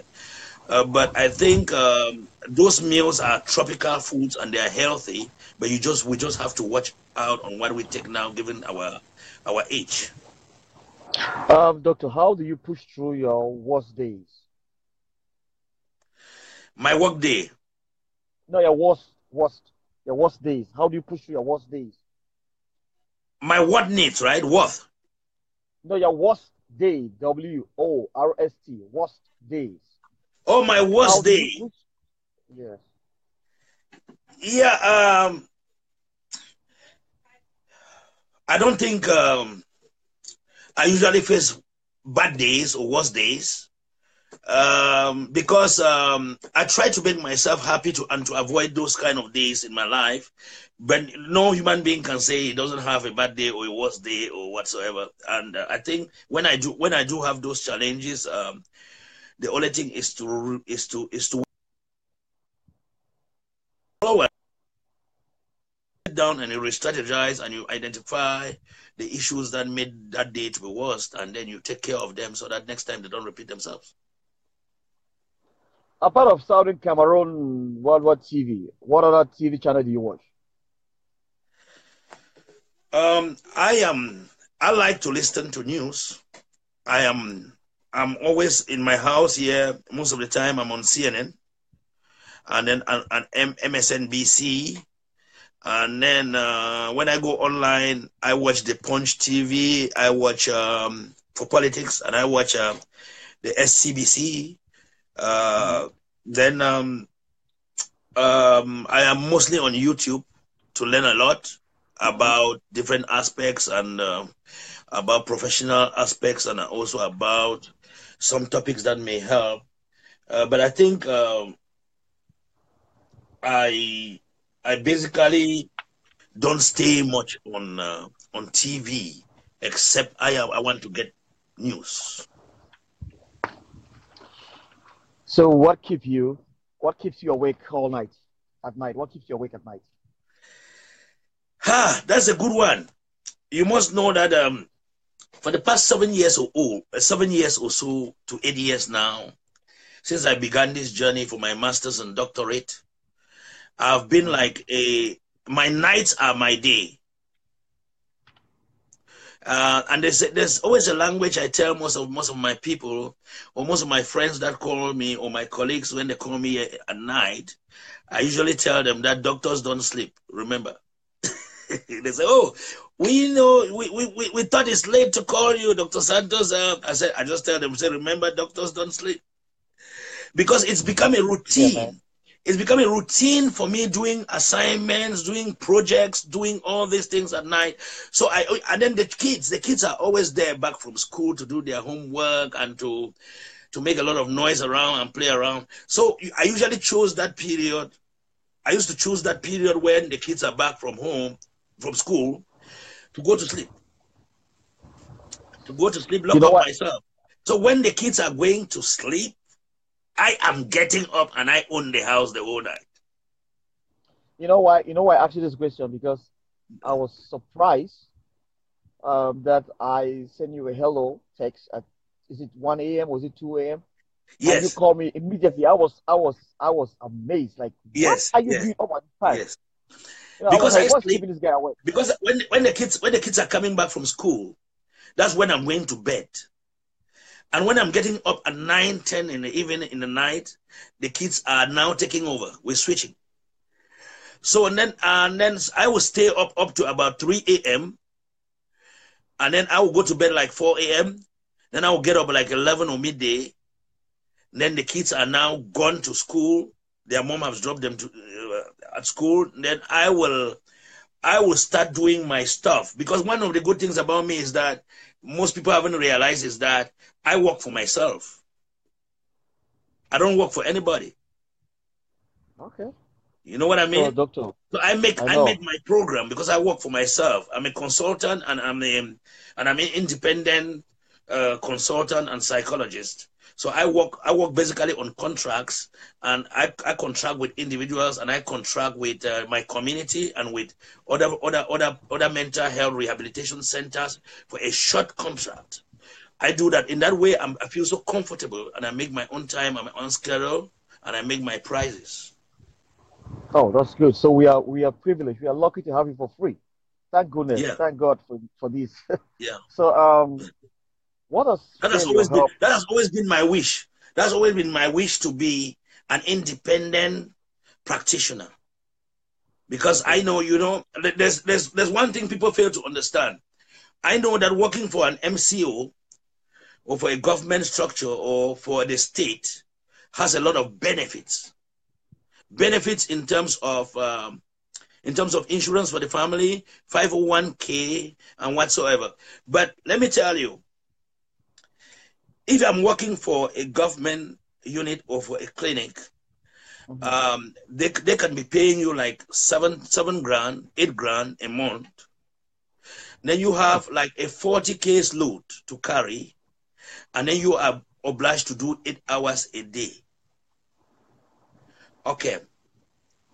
When you do 8 hours a day from Monday to Friday, and you go home with 8 grand, there are things that I can have 8 grand for seeing just 3 people. Hmm. So in a good month, if I have 7 cases or 6 cases, you are already on 12 or 13 grand. Ha. In And a then day? you make your schedules. Oh, good God. Doctor, I want to be a really close friend. I didn't know that. I thought I was just. No, I really want to get closer to you. So, but let me ask you this question. This is what? How has failure helped you to grow up in your career or How has anything what? else? Failure. Yeah,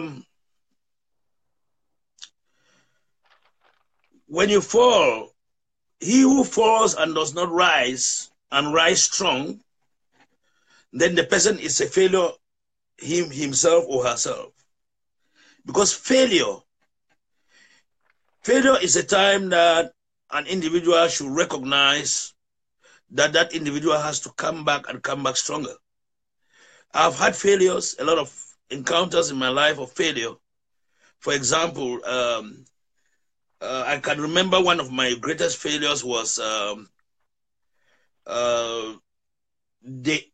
not making a good grade in the common entrance examination. When I had grade B, right, rather than A, common entrance. You know the common entrance. I was on list B, not list A. Hmm. So when I could not have admission into Sacred Heart and PSS Mancon, then I went to Bobson Bilingual College in Bamenda, my 3 weeks today, St. Paul. Then before moving to Longla Comprehensive College, in spite of all those low-grade institutions that I went to, it was my desire that I should make very good grades so that when the guys will meet me coming from Sacred Heart and PSS in Casbambili, they will meet a very strong Santos. So that failure made me to work so hard. And when I met them in high school, some of them who left those big institutions could not measure me in class, most. So Okay, from doctor. failure of one exam, it leads to strength in another. And ultimately, it's not how you fall or how many times you fall. It is how you get up and get up stronger that really matters, because it's the end that justifies. It's not the beginning. So I think that today I'm proud that to have had some failures too, which have made me stronger. And I think we still keep facing some failures somewhere along the line, challenges, because only a dead person does not have challenges. Okay. He has Yeah. it though. The graveyard, man, is warm and hot. It's like covered in everything. That's a big challenge. Many, Mortuary. I mean, the grave, the coffin, everything, the torment carrying on the cars and putting you down, people crying around you. That's a but challenge. you are not facing the challenge because you are unconscious. Well, you don't even know that until you die. You have to tell me that when you're dead. You're still living, so you don't know about death. Are you a believer in reincarnation? It depends on your belief system. I just believe as I was being born. I don't remember what happened in my mother's womb. They said I was living in there, and when my mom was pregnant of me, they said I was living. I was thinking, but when I got out of it, I didn't remember anything about that. That's how death is. When you die, you live another life. You don't know what happened when you're living. So that's how I look at death and life and death. That's how I look at it. That's my own definition. Anyway, Okay, okay. what is your I hear greatest? you. What is your greatest strength and weakness? In the area of strength, but the first area of my strength is that of being multicultural. I cut among cross cultures so easily. I'm able to navigate many languages in the world: English, French, German, Netherlands, and I've lived in many areas, in many continents in the world. That opens me to diversity. I've lived in Europe, I've lived in Germany, Belgium, Holland, United States for the past 20 years. That opens me to diversity, dealing with people from various cultures and groups.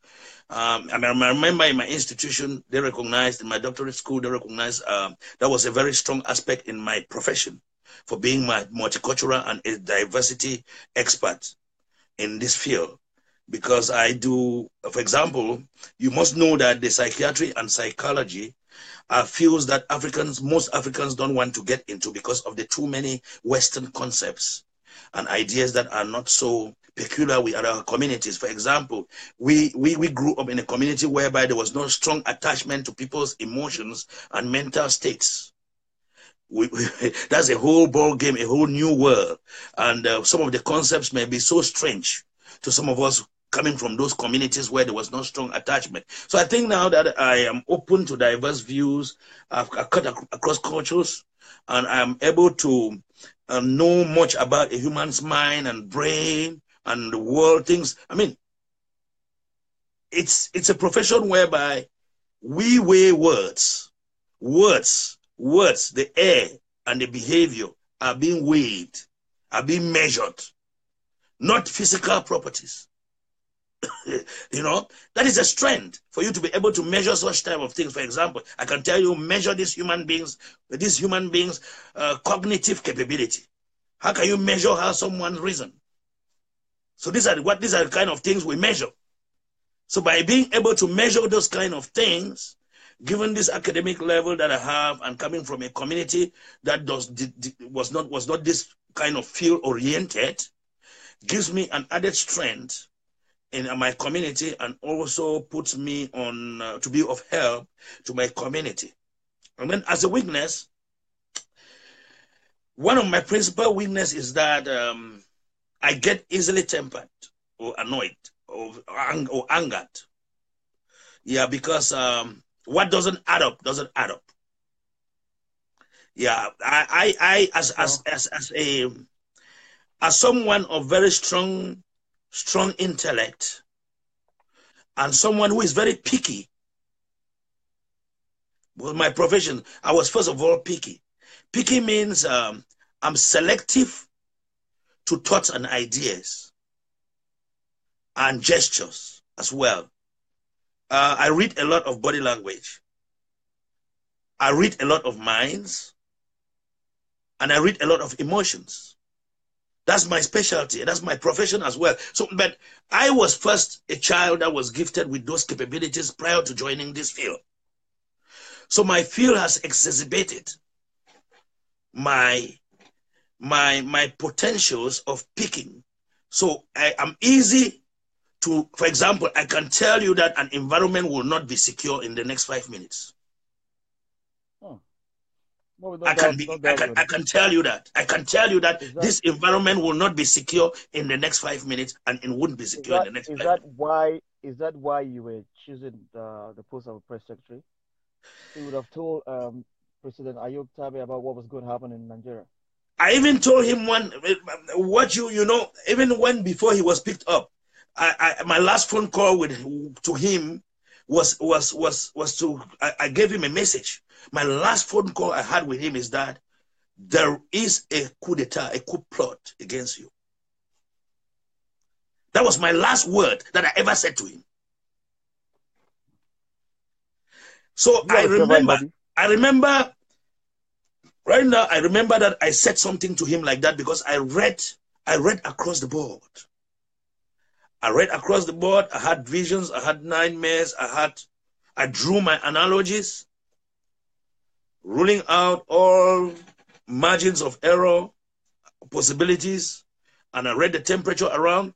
I knew he was on a very, very insecure seat. And right now, I still read. Right now, I still read a lot of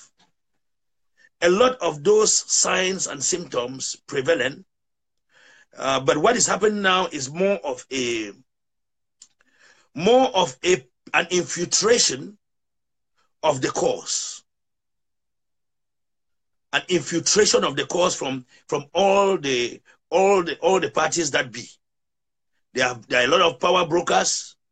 There are a lot of money that has crisscrossed hands. There are a lot of people who wants to derail the revolution. But unfortunately, the only thing the people are so fortunate about is that those people who came at the helm of the leadership of this government, of this our revolution, are people who are not easy to be corrupted and are people of God. That's what is saving us now.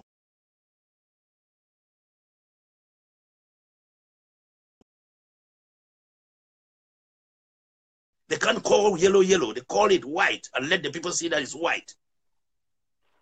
Okay, Doc, tell me. Let's move on. Do you have a favorite hobby? I think I seem to identify in most of my hobbies with you. Music, going live, academic, intelligent explorations, sightseeing, driving. Driving is one of my hobby. Driving, long distances. You know, I just came back from Montreal, in Canada last night. Yesterday afternoon. Yeah, I drove 8 hours and a half to Montreal and 8 hours and a half back, 16, 17 hours. So That's not driving. I drove 20 hours from Houston to yes, Virginia I did California alone. also last time with my family to Maryland, which is 3 days, 3 hotels along the way, resting 8 hours. They go to all the restaurants in the shopping malls, eat something, then we keep cruising. I love that because when my kids are from Africa, most of them, only one was born in the United States. When they go to class, they basically tell their teachers, they name states to their teachers. I was in Oklahoma, I was in Texas, I was in Tennessee, I was in, the teacher said, what? You've been all over the United States and I was born here and I've not been anywhere. I said, my father used to be a truck driver and my father is a doctor. He studied in California. He drives with us, with my mother. We eat in restaurants. We sleep in this hotel in Chicago. The teachers have said, wow. This makes the kids to be happy. They know because this is virtually their country. They're going to be here. And you will still remember Okay. Africa because we were born there. They know no shit about Africa, man. They don't care about it. Okay, Doctor, tell me about a project you or an accomplishment that you consider to be the most significant in your life or in your career or anything. Tell me Yeah, about a project you accomplished. Mhm. the project, basically the project that I've accomplished in life. The first major project, I should consider this a project as well. Getting my family situated in the United States of America and my children, giving them a bright future, a bright level of life is a fundamental achievement in my life. They don't have to go through the hurdles that we have gone through, that we are trying go through the mess we are trying to fix over there. You know what I mean? So I don't want any other person's child to be in this mess. That's why we want to clean the mess, down there, so that other people's children should enjoy it. I'm not doing it for my own children. I'm not doing it for myself again, because I already have all what I need to have in life, in this community where I am. I can afford my daily bread. I have more than. My kids also will have more than for themselves. Okay, that's the first achievement, to be able to situate yourself first, because you should situate yourself first before helping others. If you cannot help yourself first, you will not help others, right? So I have helped myself. I've helped my children. I've helped my immediate family. The second thing now, and in terms of achievement, is a give back package. What do I give back to my community? I'm already doing that. By enlightening my community right here about loneliness and other things is something I studied in school, on how to interpret these concepts and how to get someone out of loneliness. Number three, I've also initiated programs which are as a result of giving back to my community in Africa, in Cameroon.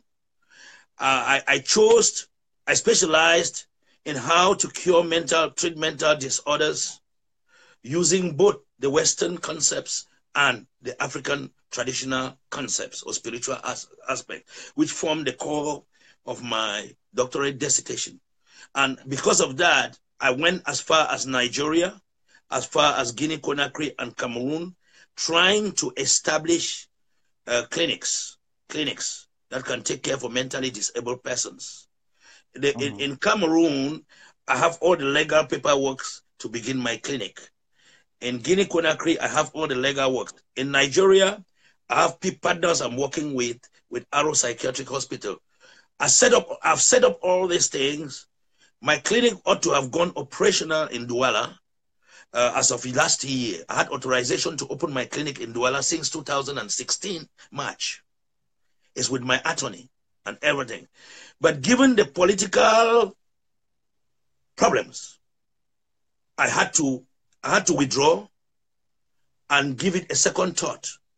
Because, for example, the system needs a restructuring or an overhauling, because imagine if I'm shipping vans to transport mentally disabled from all the 10 regions to bring to a central unit in Douala for treatment. Okay, if those vans arrive the seaport, if the government can be able to take money for taxes or money for customs equitable to how much I've bought and shipped the car, that places me in a double cost and expenditure. And then you are opening something which you don't know how much the taxes will be. So it's like you are investing, you are putting money into something that is unreal. And then again, nobody cares for the mentally disabled. There's no government funding to finance the mentally disabled in that environment where you want to help. And the government cannot consider that this is something which is an NGO that is coming with a lot of money from overseas to help. They will come in to cripple it. So we have to think about this. There's a lot of re-strategizing of what I was really thinking to do, because the mind is there, the goodwill is there to help your community, but the system in place is bad. So until some of these things are taken off our way, you will see our community losing a lot of investors, losing a lot of goodwill people, and then now we are left on our own back home. You know, we're left on our own. So, but I think that's an achievement. Just having that idea alone and trying to initiate that project to the extent of going on the ground and establishing all the paperwork and trying to redo a visibility study and see how you can better approach the program was best, because I had to come back to the United States, begin my small independent practice. And then seeing the way forward, because if any program has to exist on ground zero down there, the funding has to come right from here, not from there. Who is your role model and why? Yeah, when I look at my role models, I look at great thinkers like Sigmund Freud and Carl Jung. Yeah, these were very, very great psychologists and philosophers who were able to discover the treatment of certain diseases or certain illnesses that were uncommon in their time, that were very common in their time, but no one was able to discover treatment for. For example, Sigmund Freud happened to have been working in France at the time, and he was working in a mental health clinic where people will come and sit with diverse problems. And then some of them were suffering from hysteria. That's the name of depression today. Sigmund Freud identified it as hysteria. And he started treating people from hysteria by talking to them using some psychodynamic and psychoanalytical methods of treatment, for hysteria, which is depression, today's depression. And as a result of that, he brought in another student called Carl Jung, and they worked together, and Carl Jung now further worked on the psychodynamic treatment to come up with another treatment, which is called the psychoanalytic treatment of other techniques and strategies, like looking into someone's dreams, areas of dreams, analyzing dreams, and how the dreams help you control your conscious and unconscious states, type of personality structures, what kind of personalities human beings have, neurotic, psychotic, and whatsoever. So narcissistic. So I look at these people as people who have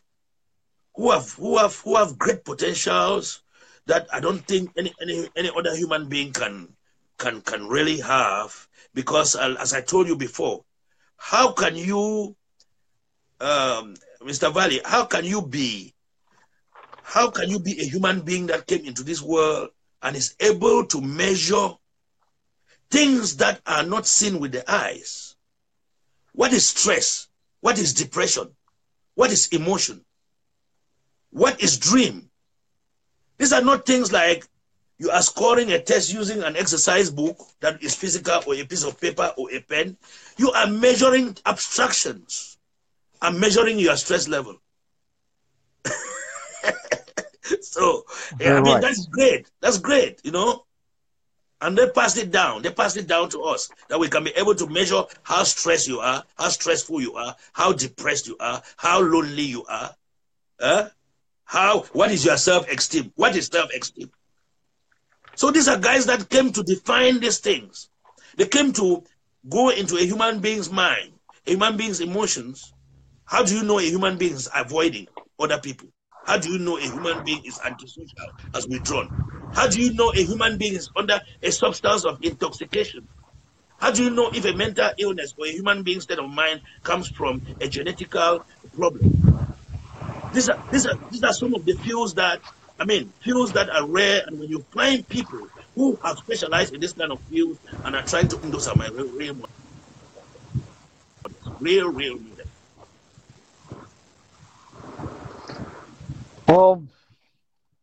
Man, I've got a lot from you, sir. And I want to thank everybody that has been on this show since 11 o'clock. I've never taken the show for 2 hours. I've never done my show for more than this time, but you kept me up because you had a lot of things to say, and I had plenty of questions to ask you.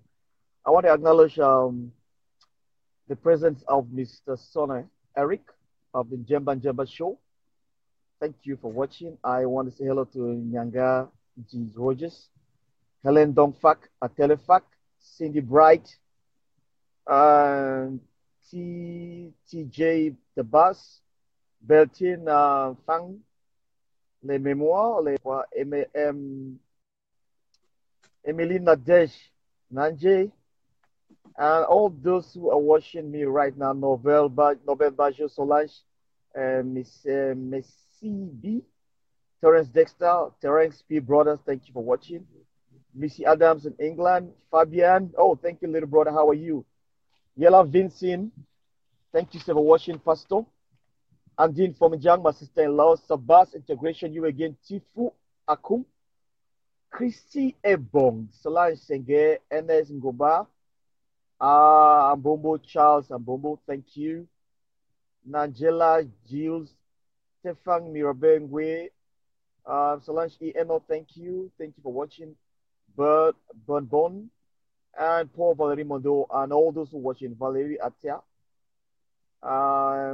the Concord, and Kate Quat, and all those who just joining now. This show has been running all since like 2 hours ago, and why I brought the doctor because he has a PhD in psychology, and my question was about loneliness, and he actually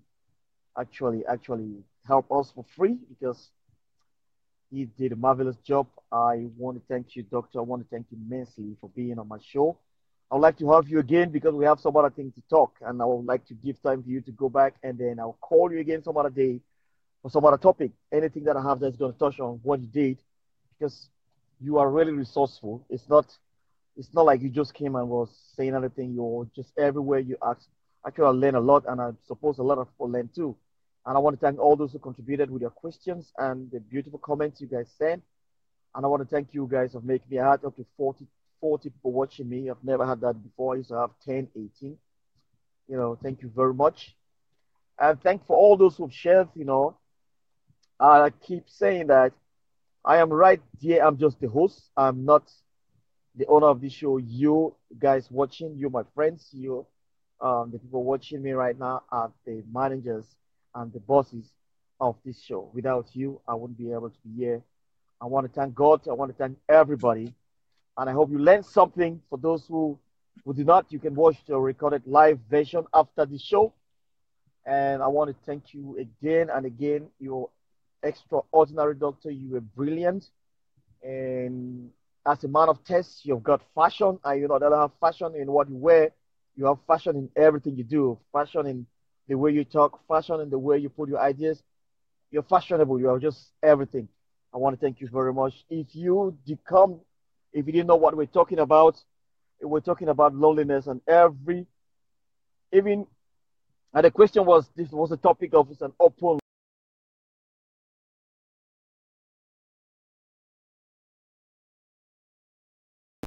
and the doctor took it from there as if he knew everything about what I was saying.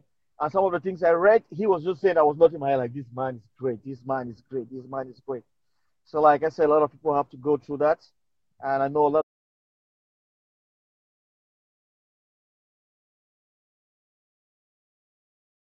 of you still go through loneliness, but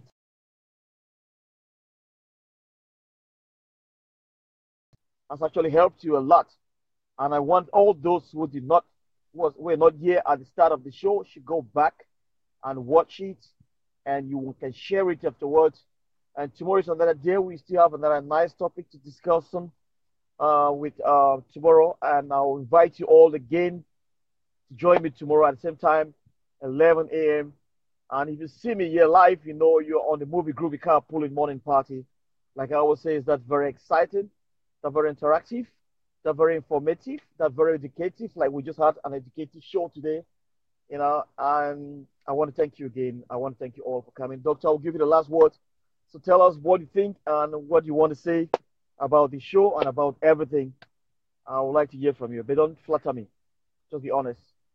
Thank Yeah, you, sir. thank you, very cool.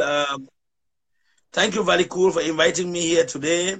I love the good job you're doing for the community in bringing to them some treatment, that is far-fetched, especially as our community is still growing in the field of psychiatry and psychology, in the field of understanding concepts that make human beings being uncomfortable, in a field in the field of understanding criterions that are susceptible to placing our population to various emotional and mental states like loneliness, which is one of them. And also you make them understand and feel this kind of the type of treatments that are available to them when they do encounter this kind of episodes of loneliness or other aspects of emotional worth or self-esteem problems and all those kind of things. I will always call on them to make use of all these kind of possibilities I'm giving them. One, the first thing is reach out to a therapist. When you discover a dysfunctionality in your normal routines of Mhm. eating, sleeping, and or not fulfilling other psychosocial, environmental, and legal activities of daily functioning, like you are late at work all the time, you lost appetite in eating, you cannot sleep, You cannot do the things that you were doing. You are late in picking your child from school, and you cannot even take shower or hygiene. You cannot meet up with your bills, and you cannot attend work as you were doing. You have to identify what is really responsible that is making things not going well. It can be a stressful relationship. It can be financial problems, or you are fired from your job, or this keeps you in a depressed state. Reach out to someone for help. Our community has grown now that we start to have psychologists and psychiatrists in the house. It's not those days that we did not have some. Now we have them in our own black skin, from our own countries, that can attend to some of these problems, that can measure your self-esteem, measure your self-worth, measure your cognitive or even intelligence quotient. Can tell you how smart you will be, how we are able to perform.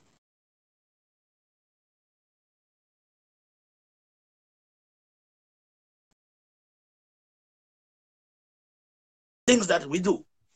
So we can do assessments that can tell you how intelligent you are, what do you score in that board. So if you find yourself in this kind of situations or having marital and stressful problems and you need the help of someone, take the phone, dial Dr. Santos for free and get free counseling. Then you can get into treatment when you want.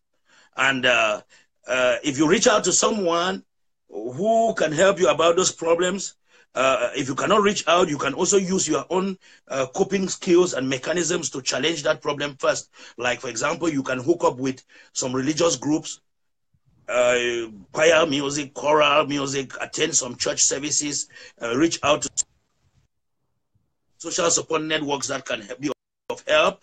Go do some sports and exercise. Talk to someone in the family that you feel that you can understand the angle where you are coming from, because don't be left alone. Never be left alone, because when you are left alone in that kind of trap that you have been caught in for a long time, it now starts, you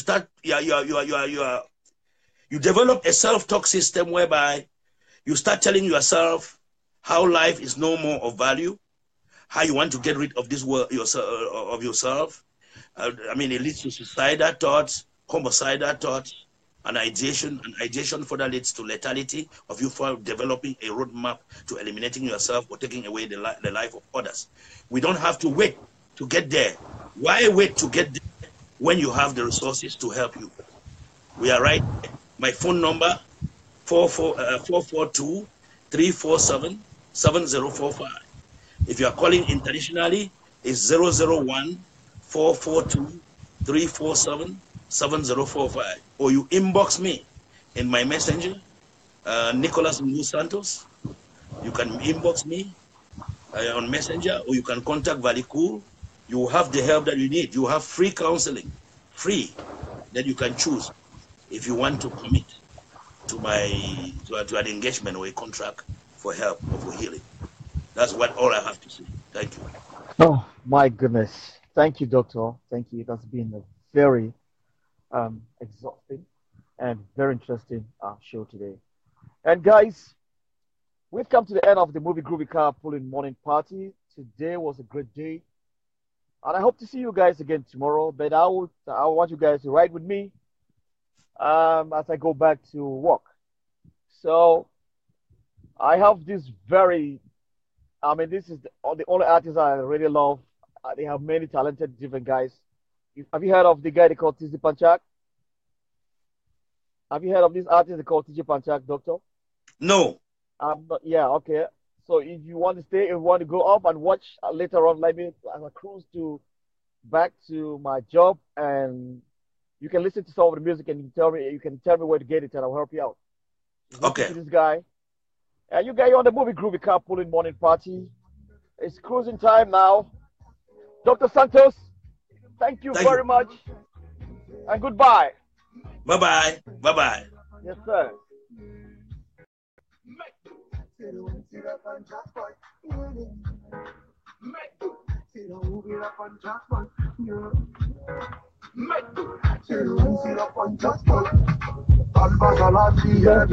I'm the king of the streets, them say me down. Put respect to my name, Tanzania. To the vapor. Let the music and the people them feel right. To the vapor. This is punch up number one, them know. If man no die, no right, man no die, no. So me still out here trying to make it to the top. Yes, stop my blessing. You can't stop my blessing.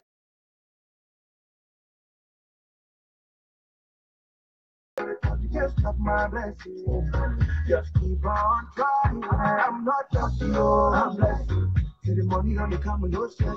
I'm not lucky, oh, I'm blessed. See the money only come no stress. I'm not lucky, oh, I'm blessed. See the money only come no stress. Them say, make it. When I weed up on job, make it. See the one sit up on job, yeah. See the weed up on job, make them. Say the one sit up on top, sit up on top. No nation soldier.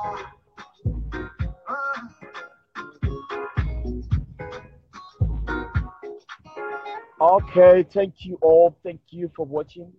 Follow me on the Movie Groovy Carpooling page on group. Follow me on Men of Test page and this music.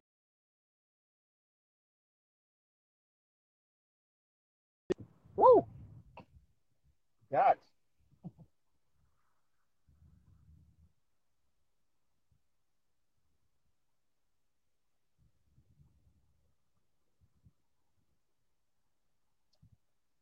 Okay, guys. I almost beat the red light because of things that I'm doing the video live. So I'm gonna end up right now. I'll see you guys again tomorrow. Thank you. Bye.